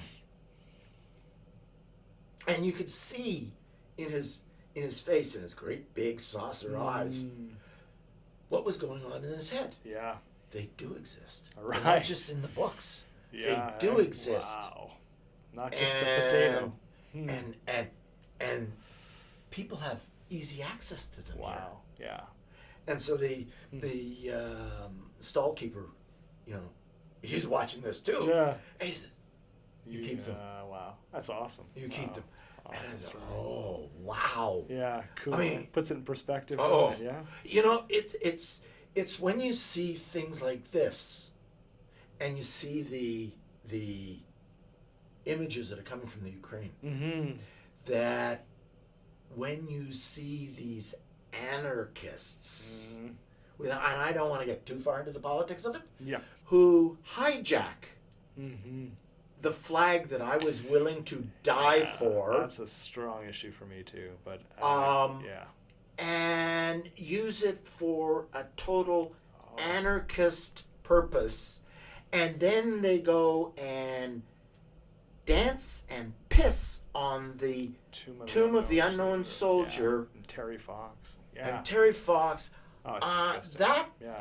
It's just disgusting. Oh, yeah. So anyways, anyway. I see this, and those people have hardship. Yeah, right, exactly. What these clowns have. They actually know the difference between freedom and not freedom. Oh, yeah. Yeah. Right, yeah, exactly. Yeah. So, anyways. Cool story. Enough of the politics. Yeah, so I got a chance to observe the wall coming down. Wow, just cool. And real funny because a few years later, it would have been 2017, a few years later, my new wife and I were in Prague. First time I'd ever been behind the Iron Curtain. Oh, wow, yeah. Okay, my first trip over there, because we weren't allowed.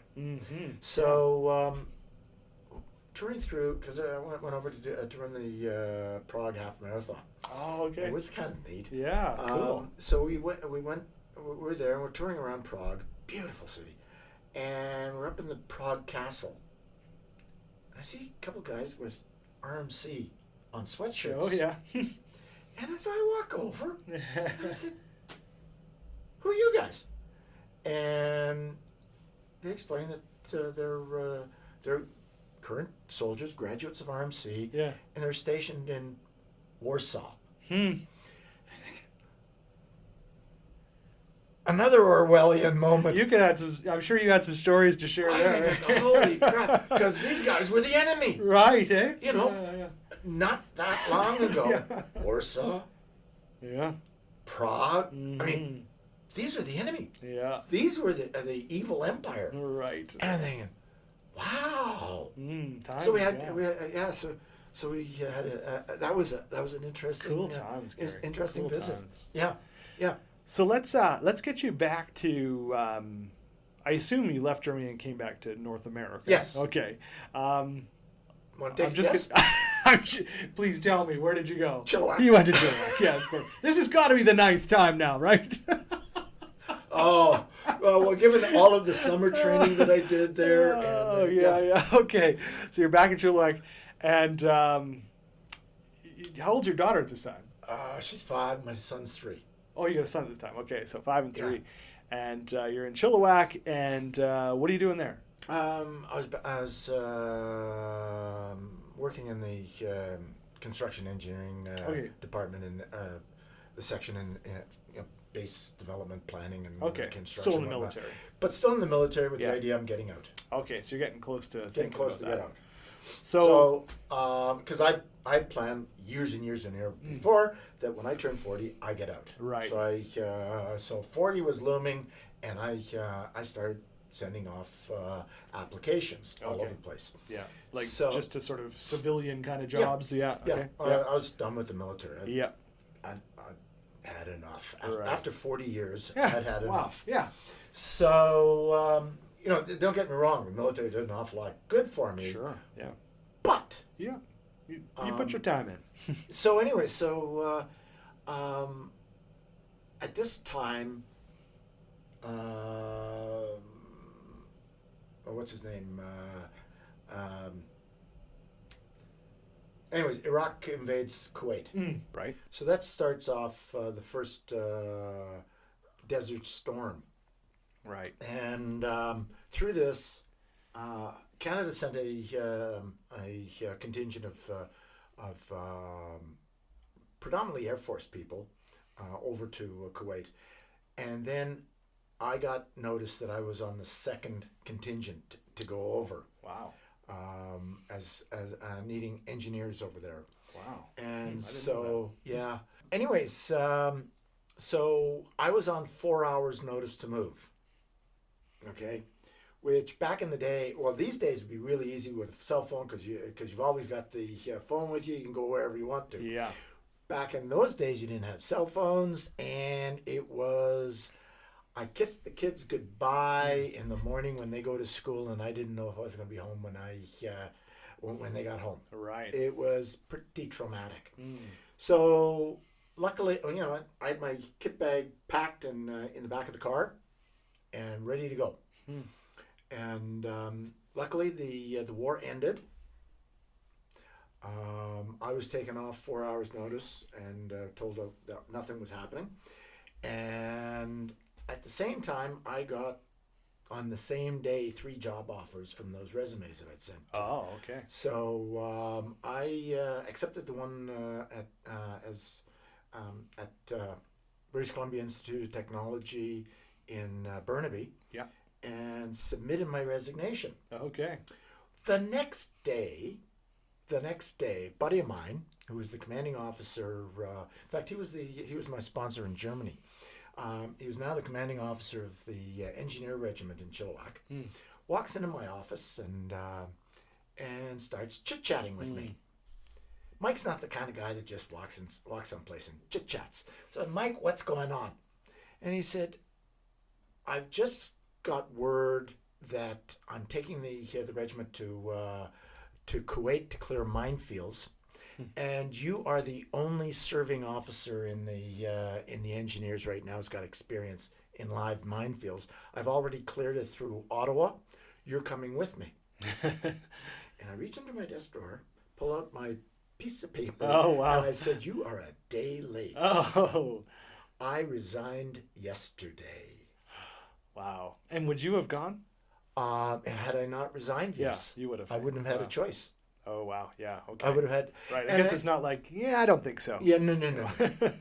And in fact, I was quite lucky because the guys who went over there, all of them came back with bronchial problems, all sorts of lung problems. Because as Hussein was leaving, he was torching all the oil fields. Oh, the oil fields, right. And so right. These guys were in chemical suits, wearing chemical suits and gas masks, on their bellies, clearing the mines. Wow. Now, luckily, I wouldn't have been down on my belly, but I'd still be in that same sort of stuff, with all of this stuff coming over top. Good God. So yeah, I was lucky. Right. Yes. So you take the job at BCIT and move down to. I moved Burnaby? To the campus is in Burnaby, but I was living in North Delta. Oh yeah, okay. Really nice neighborhood. Mm-hmm. I enjoyed it very much.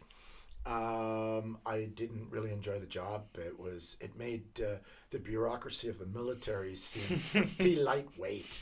Okay. So and my boss and I didn't get along at all. So right. An opportunity came along where I left BCIT, and I got into working with a company that manufactured and sold segmental retaining wall systems. Okay. Basically concrete Lego blocks that fit together, retaining walls. So I became the sales manager / engineer for the company, and worked through it. That company eventually sold to a company that I didn't get along well with. Their ethos was not with what a way I like to work. And are you in BC still at this time? Oh yeah, this Lower Mainland. Yeah. But while I was doing this, I got to know quite well the fellow who owned the patent for this retaining wall system, and he said, "I've been wanting to open up a franchise in Southern California. Oh. Would you be interested?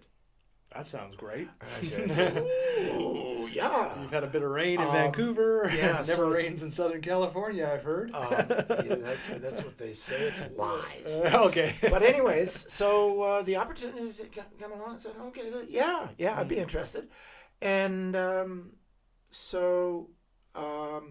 he said, I'll give you Southern California with the right of first refusal for the rest of California, Arizona, and Colorado. Okay. Yeah. So I went down, lined up a manufacturer for the system in Tijuana. Oh, yes. The only place in Mexico I've ever been. Oh, yeah? I didn't stay at a resort or anything. Yeah, no, it's not one of the better parts. Yeah.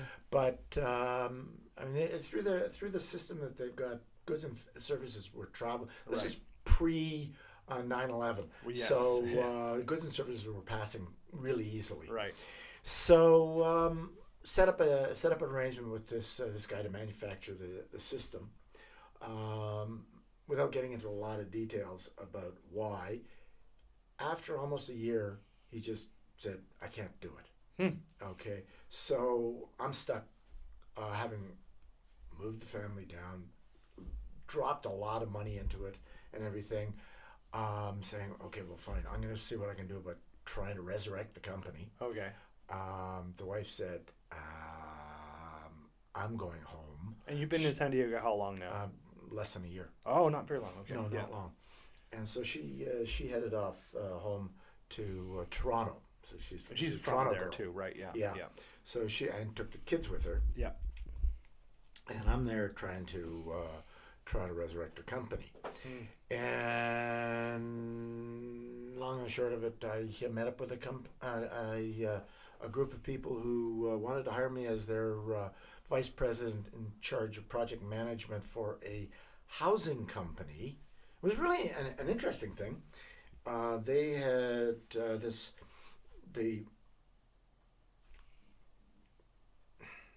the guy who came up with this idea was sort of like a bit of a, did I call him an idiot savant? Brilliant guy, no common sense type thing. But he had this way of taking a shipping container and converting it into a 3-bedroom house. And then now look at it. Now that's commonplace. Well, not quite the way he wanted to do it. I see. So, anyway, so they were in Sarasota, Florida. I moved to Sarasota, Florida. Wow, right across the country. Right across the country. If hell exists in this world, it's in Sarasota, Florida. I've heard that. God, it's hot, it's humid, and that's in the winter. Right. I mean, in the summertime, you could stand under a tree with your arms spread and watch the sweat drip off you. Yeah. Anyways, so there I was, and we ended up going to the Philippines for a little while. To try and set up a couple of projects there. Same thing with converting this thing into a house. Yeah, the shipping container. Using structural insulated panels, which are really cool. Anyways, that didn't work. We ended up back in Sarasota. The company failed. And I was going through my depression, which is something that had come and gone. And there I am. I got a couple of degrees. I'm a pretty well-educated guy. A lot of pretty strong individual. Ended up working as a as a hired hand, basically, at a small horse ranch in the outskirts of Sarasota, for a woman who had developed hepatitis C because of a transfusion. This is before the concerns about blood screening and everything else occurred. Yeah. But she had hep C. She was addicted to OxyContin, an alcoholic, a whole bunch of things like this. Yeah. Anyways, working with her and watching my life circle the toilet. And one night, I got bleep drunk. You can. Yeah, I'll figure that one out. Yeah, yeah. And got into her stash of OxyContin. OxyContin, however it's pronounced. Yeah, you're right. And took enough to choke one of the horses out in the field. Jesus.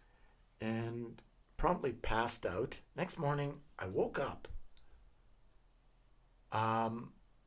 in a puddle of puke.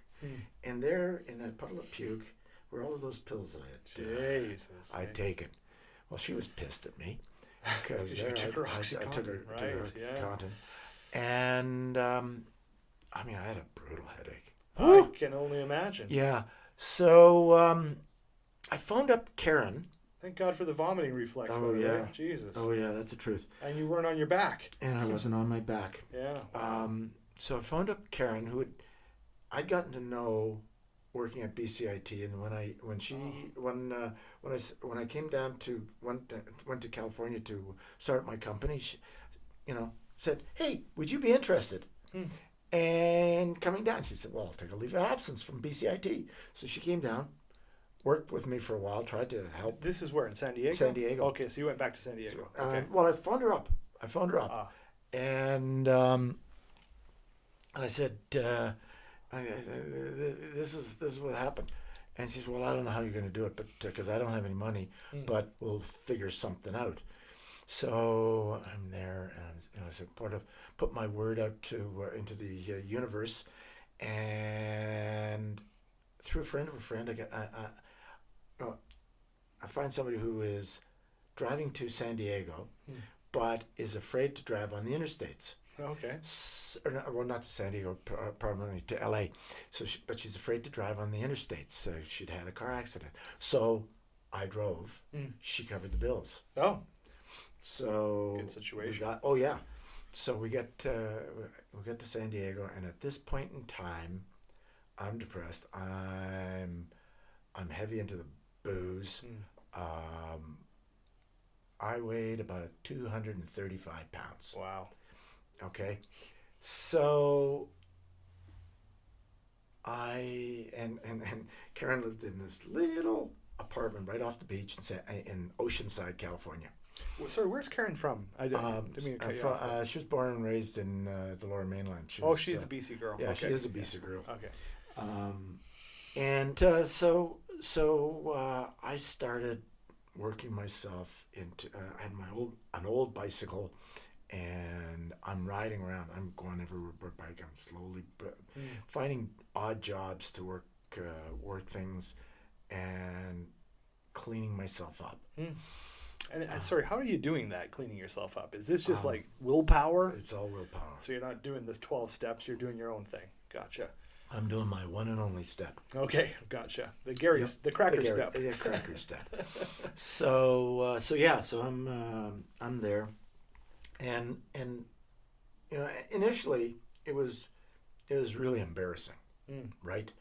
Because there I am, retired Army officer, all sorts of degrees, well educated, strong individual, and not only, and suffering from. This was back in the day when mental disorders was something you swept under the carpet. Sure. Yeah, nobody talked about depression. Nobody talked about all of these things. Yeah. And so I didn't talk about it. I kept it quiet. Then I saw a movie. Karen and I walked down to a theater in Oceanside, and we saw a movie, and I had to walk out of it and I don't remember what it was, and I don't remember who the actors were, but it had this guy pass out in the middle of a bathroom, and while he was passed out, puked up. I don't think he was on pills or anything else, but it was so that really much was a trigger, right? what I went through. And I said, I just walked out. I was white. Yeah. Walked out, and anyways, so and I started to realize that I had to share my story. Yeah. And so I started talking to people about what I went through, And the more I went through it, the more I realized I wasn't alone. Mm-hmm. You know, there's a lot of other people out there going through the same stuff. Yeah, absolutely. And in fact, I was walking through the gas lamp area of San Diego one day, and this woman walked up to me, and this is a different woman than the one in Chilliwack years and years and years ago. But she said, "I know you." And I'm looking at her. I don't got a clue who you are. And we never met, but I saw you talking to some people at an event.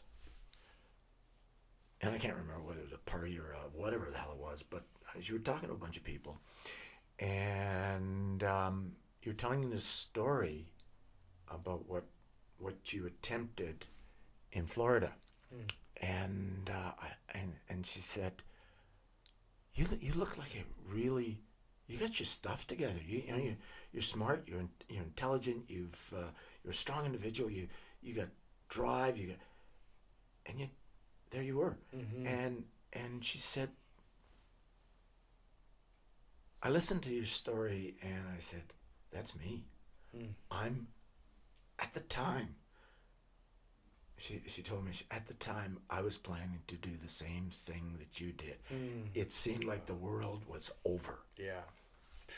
And she said, you know, I heard you talking about this. And she said, if you can do it, why can't I? Right. Yeah. Wow. So she said that just changed everything for me. Yeah. So that was kind of cool. Your story saved a life. Yeah. Yeah. So as a result, it's still something that gets me emotional. Yeah. But it's something I'm not afraid to talk about. Yeah. Now. Yeah, for sure. And you know, so anyways. Yeah. Could be that I've saved other people. I don't know, but there's at least one person, one woman, walking this earth today that wouldn't have been, had she not heard me talk. Well, that's why, because I've heard that story before, and every time I hear it, it just gives me goosebumps. I've got them now, and I think with posting this, hopefully somebody else hears that story who might be suffering, and it benefits them as it benefited her. And well, your whole story is so inspirational. It's great. That's one of the main reasons that you're the first guest. Okay, so you're in San Diego. You're getting yourself together. When does I heard you saying that you started riding a bike around. You were weighing 235 pounds. You're looking for odd jobs. When does the real kind of like let's get back into serious exercise begin for you? Okay, so I got a job working at a sort of like office manager type thing, working at a screen printing company. And a guy walks in one day. No, this is not the start of a joke. Guy walks into the screen printing company and sits down and says, I want to order some shirts. Starting up a triathlon club up in North County. What year is this? This would have been 2002 or 3 or something like that. Yep. Something like that. Yeah. Okay. So he says, I'm starting up a triathlon club. Yeah. Great.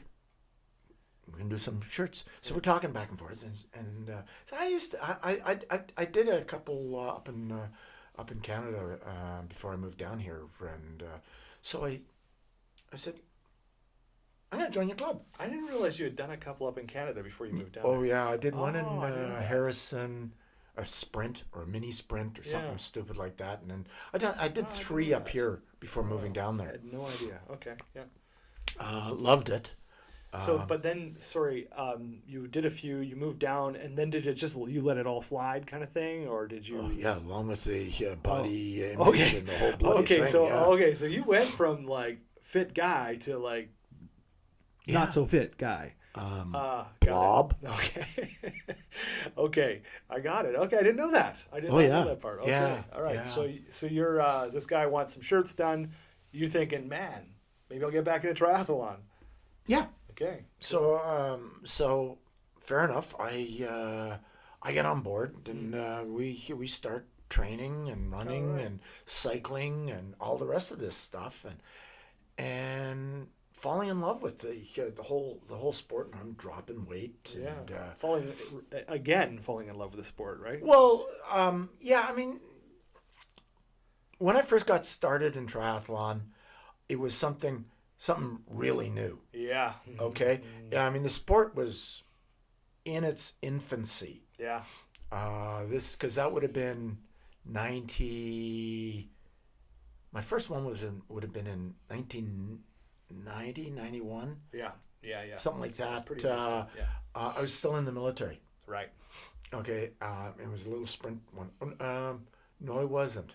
I correct that. I was at BCIT, and I remember that because it was shortly after I ruptured my second Achilles tendon. Oh, Jesus. And had it sewn back together, and so I did this little sprint one in Harrison, and loved it. Yeah, loved it, and that's what got me started into it. My orthopedic surgeon just about blew a gasket when I told him, I did this triathlon 3 months after getting out of the cast. Yeah. Jesus. Oh yeah. Wow. I had to stop every now and then to stretch out my Achilles tendon. Amazing you didn't rip it off. Yeah. So anyways, I did that one and a couple of others. Yeah. Crescent Beach and Vancouver International, and anyways, but my wife at the time did not like it. Oh, okay. Which is one of the reasons we separated. Because triathlon can do that. No, it had nothing to do with triathlon.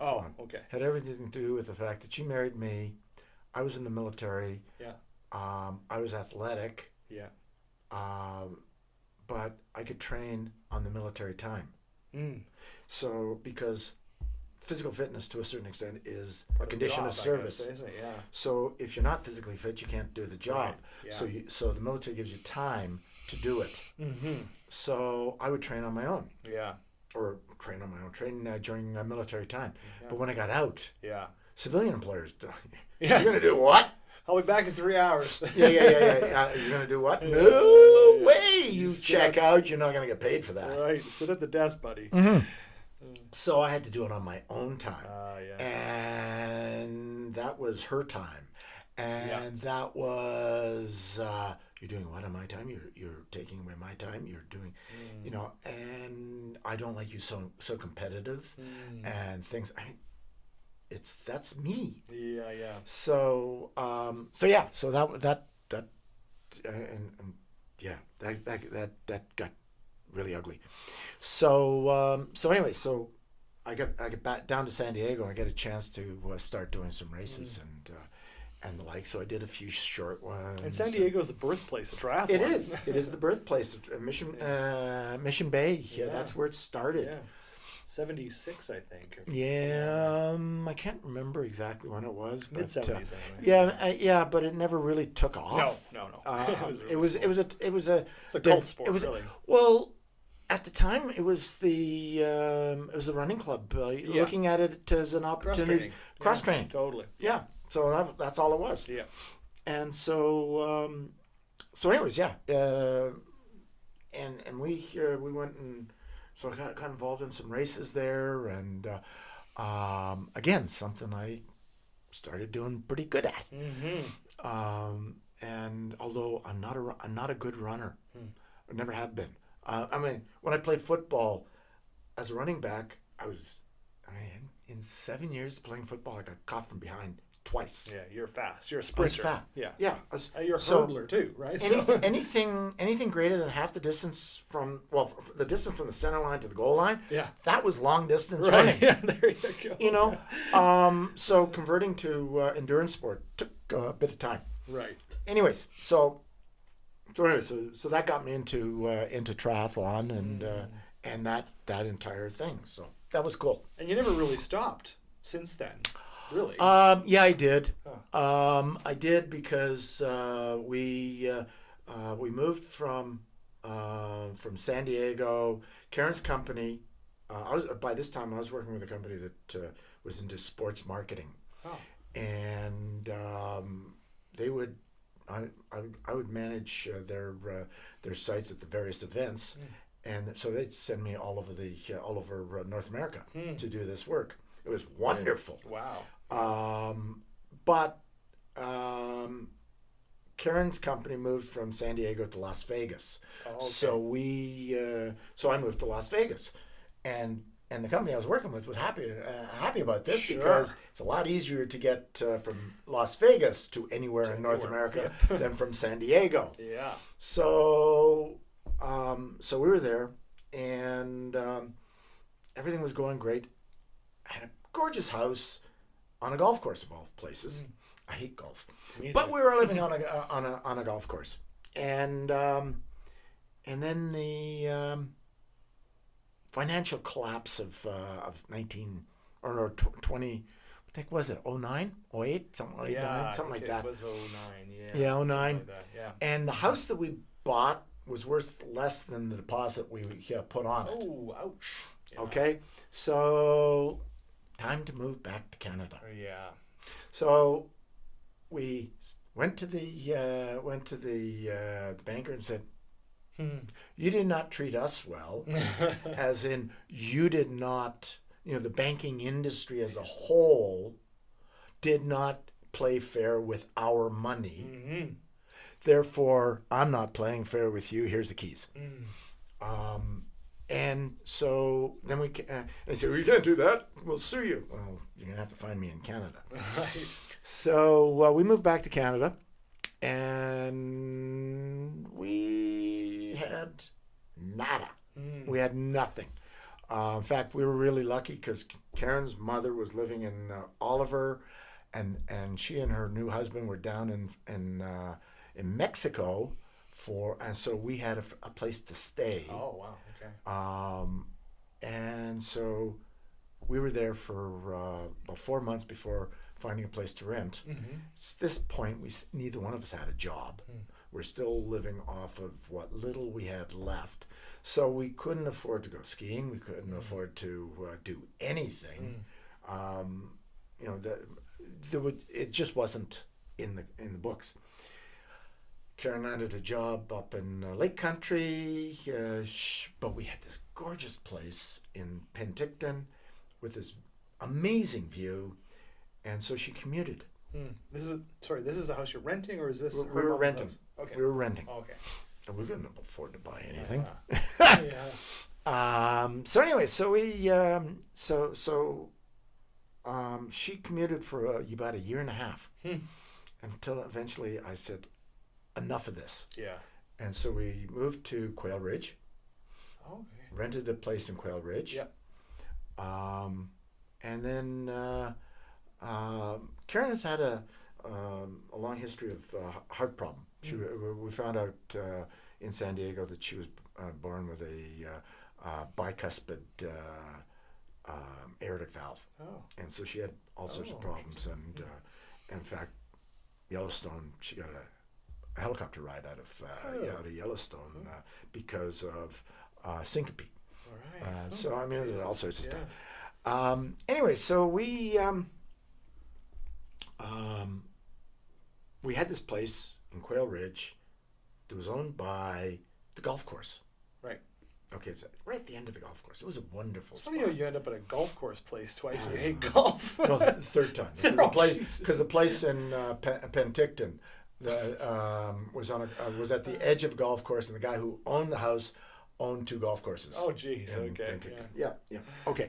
So, anyways, I hate golf. So anyways, we're going along, and one day, after one of her, she'd gone through some syncope attacks, and we found out that she was going to have to go in for open heart surgery. So one day we go out, because I'm driving her to work, go out and get a note stuck in the fence saying, you have to be gone in 2 months because we're putting one of our managers into this house. Oh. Well, that was also the day that we got the phone call from Kelowna General Hospital saying, we've got your date set for in 2 weeks or a week and a half to come in for open heart surgery. Jeez. Oh, shit. When it rains, it pours. Yeah, that's the truth. So, okay. So, moving was not high on our priority list. Yeah. So, I wanted to take care of her. That was, open heart surgery.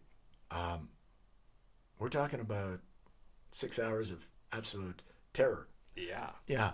So anyway, she went through it, and I know this isn't part of what this is all about, but the cardiac department in this hospital that we've got here is freaking phenomenal.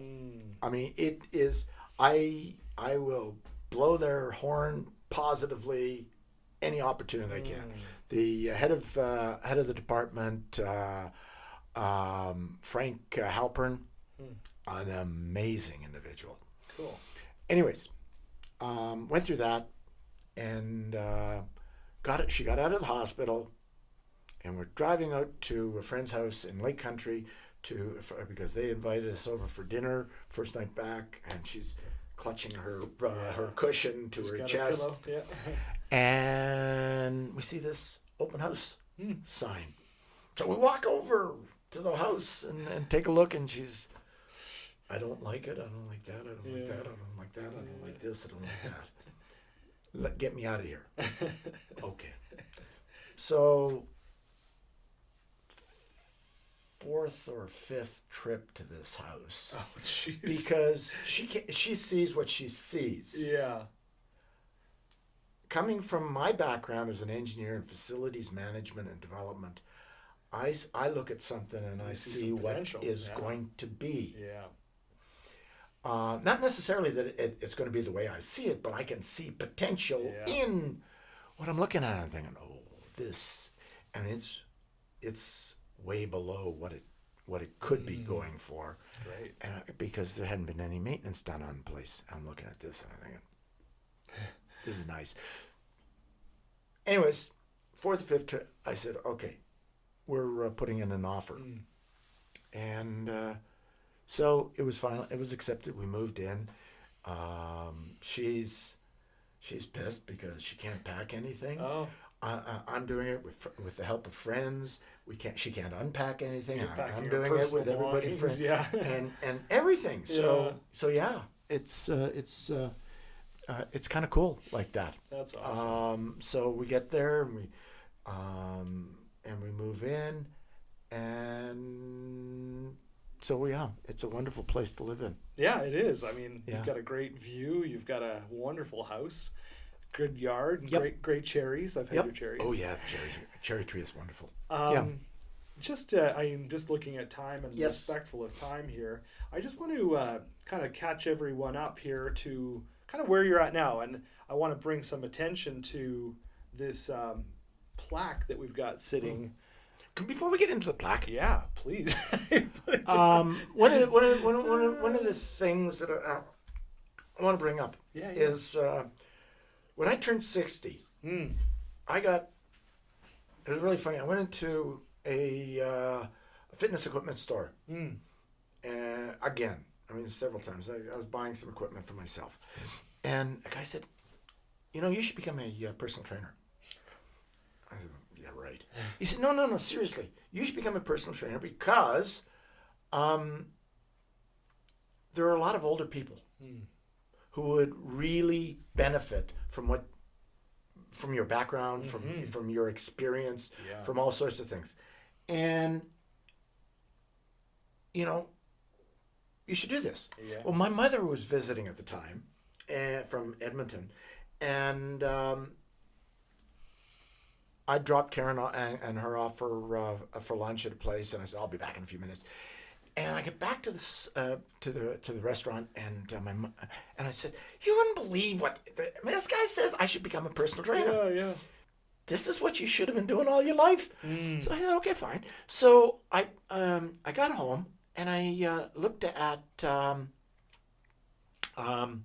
the website for Okanagan College Yeah. for their training. And guess what? The preliminary course started in a week. So I said, okay, fine. No time so I to signed really up. think about it. So I signed up, in. and so I progressed. So that's when I started up my business, Second Wind Fitness. Right. Now for the Westerner, Yeah. Second Wind means an awful lot. I've lost a lot of customers over the name of the company, potential clients, over the name of the company, because why would you want to be second to anything? Right. Especially with the Asian community. Everything is first. Yeah. And I said, no, it has a whole different meaning. Yeah. I love the name of your company. Yeah. Second Wind makes total sense to me. To us Westerners. Yeah. So anyway, so I've done that, and I've worked with a lot of people, and my issue with depression has and everything like that, and the number of cardiac are wrong, a number of orthopedic surgeons that I've kept busy over the years. You got problems? Let me tell you about my problems, Right. and then we'll go from there. Yeah. So I can relate to these people, For sure. and it's been wonderful from that perspective. And one of the questions you asked me, it's the very last question. I can't remember exactly how it was phrased, but one of the things that I run into a lot of people who say they like to help people. Yeah. Fine. Do you open yourself to allowing other people to help you? Mm-hmm. That's a really good point. Yeah. And I got a kick out of the fact that your first podcast, you start off with this concept of self-help. Yeah. Well, if it's self-help, how come you need somebody else you need to watch something else or read a book on self-help instead of helping yourself? Mm-hmm. That's a whole different thing. But I had one client, and he worked. He'll drop everything to go help somebody. Well, have you asked for help in this yourself? Well, I couldn't do that. Well, why not? Yeah. Well, so true. Well, no, I help other people. And I said, well, why are you so damn selfish? And he looked at me and said, no, I help everybody. Yeah. What do you mean? I'm not selfish. I give. I said, how do you feel? How do you feel when you help somebody? I feel really good.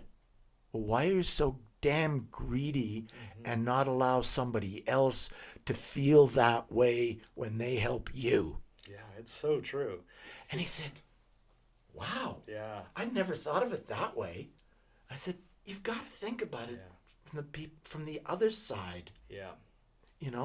And so that's... Yeah. Oh, I totally agree. It's kind of... Deepak Chopra has the 7 laws of spiritual success, and one of his laws is the law of giving and receiving. And he sort of makes the point about that as well, and I totally agree with you. If you're constantly just giving, you create this imbalance, and you said it so well. It's like, why are you not allowing other people to be a part of that process too? Like, we all should be giving and receiving. Well, yeah.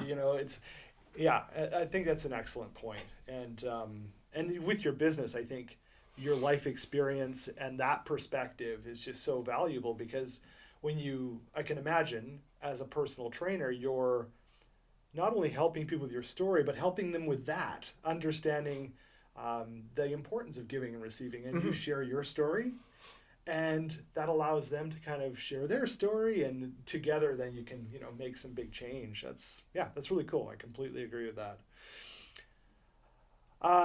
Okay, sorry, I don't. Yeah, I want to come back to our trophy here.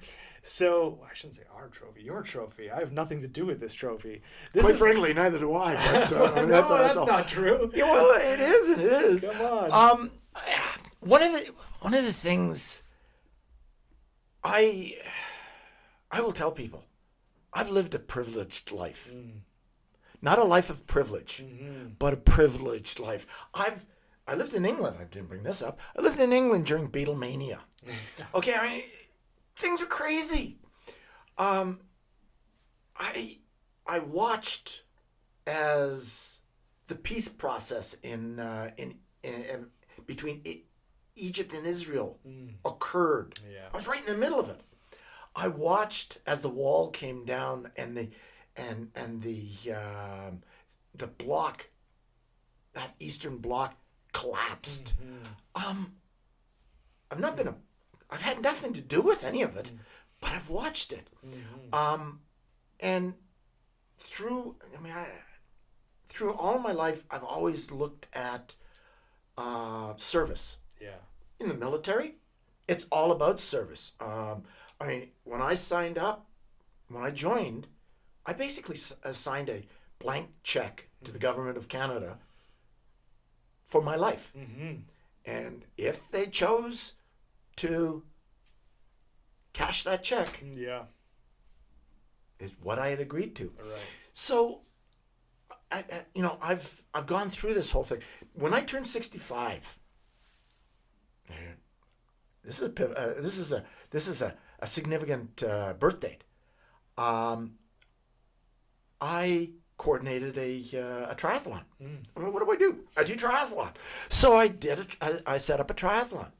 It was a 650-meter swim, 65-kilometer bike ride, a 6.5-kilometer run, try 65. Okay?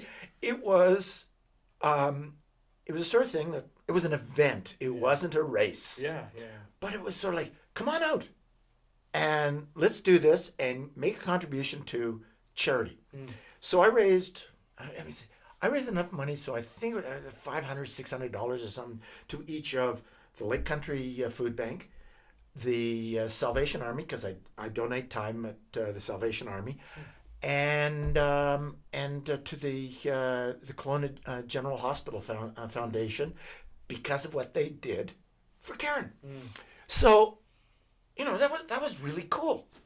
And one guy said, actually it was a woman, said, so what are you going to do for your 70th? And so right there I said, I'm going to ride across the country in 70 days. She said, great. Yeah. And so there have been other people who said, they have taken the idea of what I wanted to do.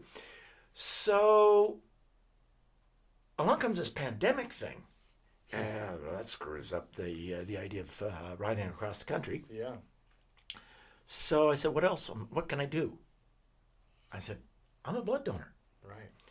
And by the way, you donate like regularly. I'm leaving here, going to the blood clinic. What do you do? Every day? Every week, I mean?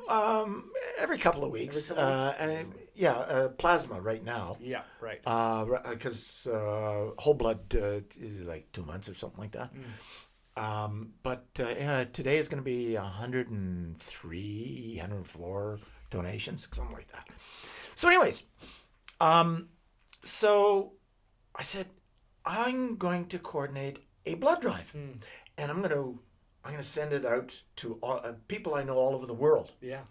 So I want 70 donations, a little bit better than 70, and and some people couldn't donate blood, so they donated cash to their own organization. Right.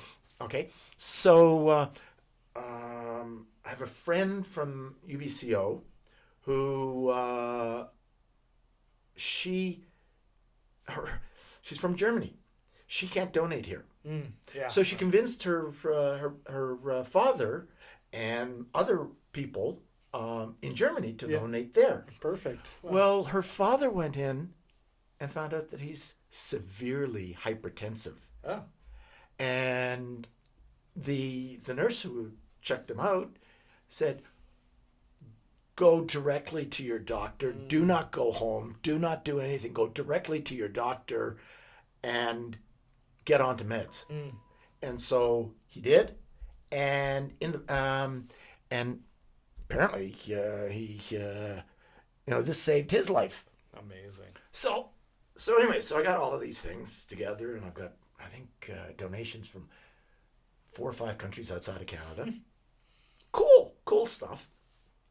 And so before the clinic here in Kelowna converted from whole blood to plasma, I was in giving blood, and the new manager of the plasma clinic heard that I was there. Well, she and I had been sending stuff back and forth to by email, coordinating this blood drive, and my email address for it was blood number 4 Garry 70. Good one. At gmail.com or some such thing. So she heard that I was, and she, Gary's in the house. Gary's in the house.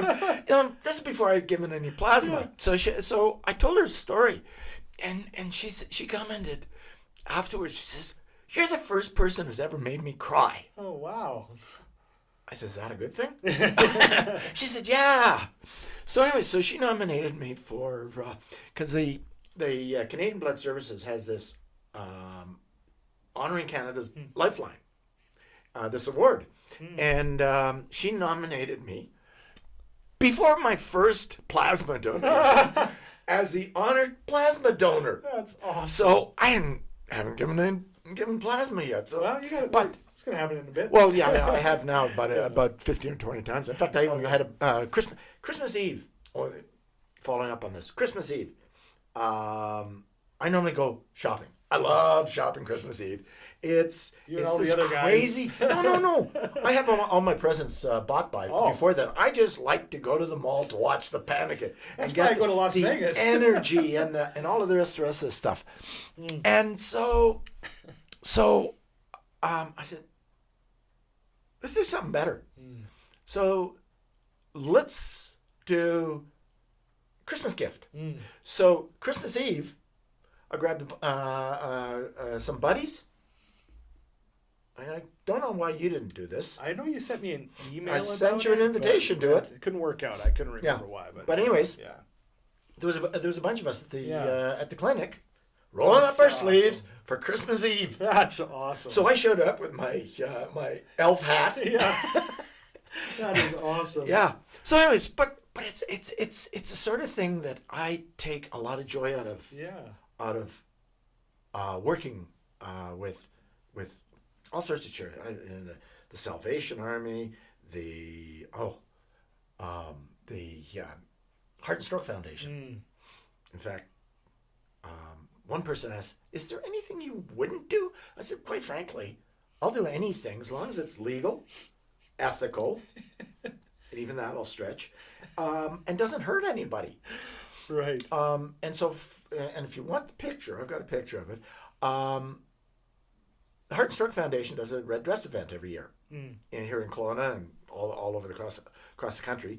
And the year after Karen had her operation, she was invited to do this thing, which is basically a fashion show. Okay. And you walk down the aisle with regular clothes on, and then you walk down the aisle again with the fancy dress that somebody had made, the designer had made for her.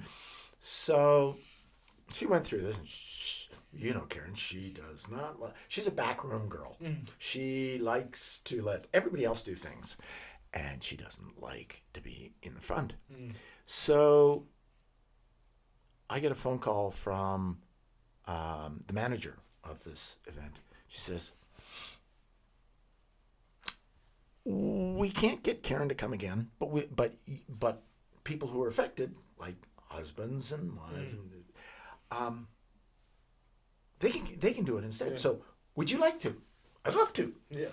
"Okay, but I'm going to do something different. I don't know yet." So I'm thinking about it. And I came up with an idea, and I explained it to Karen. She said, "No!" Actually, words much stronger than that. Sure. And I said, "I tell you what, let's see what Wendy has to say." So I explained it to Wendy. She said, "I love it. I love it. I love it." Okay. So I did a striptease. No, it wasn't quite that bad. This was coming. It wasn't that bad. I had a red jacket on. Yeah. And I was wearing track pants. And I go out onto the stage, and off comes the jacket, swirling it around my head. Oh, and I toss it into the crowd. And then I reached down and grabbed the pants, the tearaway pants. Tearaway pants. And ripped them off. Of course they are. But I'm wearing my tri-suit on underneath. So remember the ethical thing? Right. I'm not stripped down. I'm just wearing my tri-suit. Okay. Oh my God, Garry. So anyway, so I do this, and, yeah. and it was fun. Yeah. It was fun, and it got people involved. Yeah, well, okay. That's sometimes the kind of movement you need, So the next year, yeah. They said, well, we can't have you on the stage, but we need somebody to collect tickets and, sort of sell tickets to the draw and things like that. So I say, okay, fine. So I show up in a red dress. Okay. With a really cheap wig. And with a little purse hanging over the side. And so I'm, and afterwards they said, we've never sold all the tickets before. Because I got up on the stage at the end, just before they were ready to pull the tickets. Yeah. And I'm leaning against the lectern. And I'm wearing my red dress and my hiking boots. And I'm saying, okay, I got this on video someplace. So yeah, you need to send that to me. And I said, this is a fundraiser. Yeah. Do you know what this? Anybody think this wasn't a fundraiser?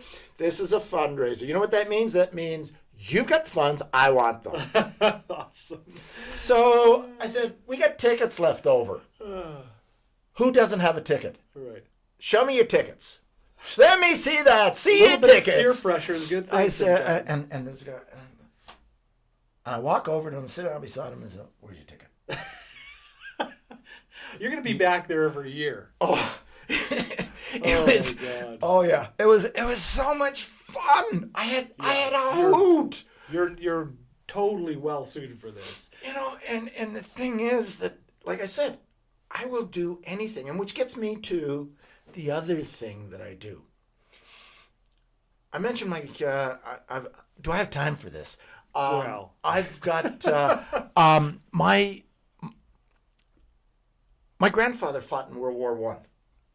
He went through the entire war, never physically injured, extremely, extremely highly decorated for his heroism. Came home, and nobody had anything for PTSD or shell shock at the time. Yeah. So he found solace in a bottle. Right. And the pain and suffering that he had was passed down to my father, passed on to me. Okay. So I found a group that can really, really help. Wounded Warriors Canada. What they do, it's become a mental health organization to help veterans, but also first responders who develop operational stress injuries, PTSD and the like, as a result of what they do to help us, to serve and protect us. And what they do, they not only work with the person who develops it, but also the families. Because think about April 6th. And if it rings clear to you, it rings very clear to me. There was a bus crash. Okay? Humboldt Broncos bus crash. Yeah. There's all these strong young bodies. These young boys strewn out all over this farmer's field. And over 100 first responders showed up. Okay? And they went about following their training. They went about doing the jobs that they had, taking care of the injured, handling the traffic, handling all of this stuff, taking care of the dead. And then they had to go home. Yeah. Now, some of them and most of them compartmentalized to a certain extent, but how do you unsee that kind of horror? So true. So, Wounded Warriors Canada has a Warriors Camp for kids. Cool. Okay. And things like that. Yeah. So anyway, I'm going over to France in June to do a bike ride with Wounded Warriors Canada to follow the path of the Canadian Army in the last 100 days of World War I. Wow. And so I'm raising money. I'm raising money for what Wounded Warriors Canada does for our veterans and our first responders. I am not looking for money to get me over there because I'm paying it's a big freaking nickel, but I'm using my own nickel to get over there and paying most of my expenses over there. Yeah. But I am raising money.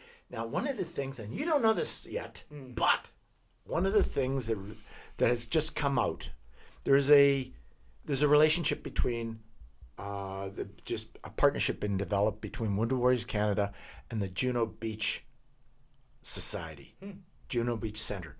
Juno Beach is the Canadian beach operation overlord, better known as D-Day. The start of the end of the Nazi tyranny of Europe. And I was there on the beach on the 6th of June in 2019, 75 years after the invasion started. Now, what this partnership, among other things, is the Juno Beach Society is giving to the to Wounded Warriors Canada a flag that is flown over the Juno Beach Center to the top fundraiser. Okay. I'm right now number 3. Let's get them to number 1, folks. How do they donate to you? Now, you can, the easiest thing, go to my blog. I got a blog. What's the address? Garry, that's with 2 R's. Garry, the Scottish way of spelling the name. Garry, bike, trek, no spaces or anything else, GarryBikeTrek.ca. Cool. I'm going to put a link on this website as well. And this is a perfect opportunity for us to end this. This has been a marathon. I haven't finished yet. Oh, gosh. Well, I got 30 seconds. 30 that's seconds. All I got, Garry. Okay, 30 seconds. 30 seconds. Go. I don't want the flag.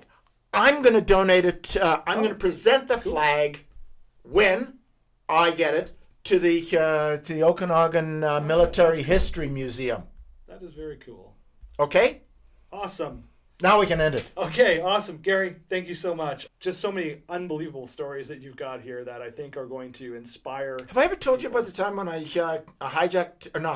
kidnapped my wife and took her through airport security to Europe? We got to go. Thanks, folks.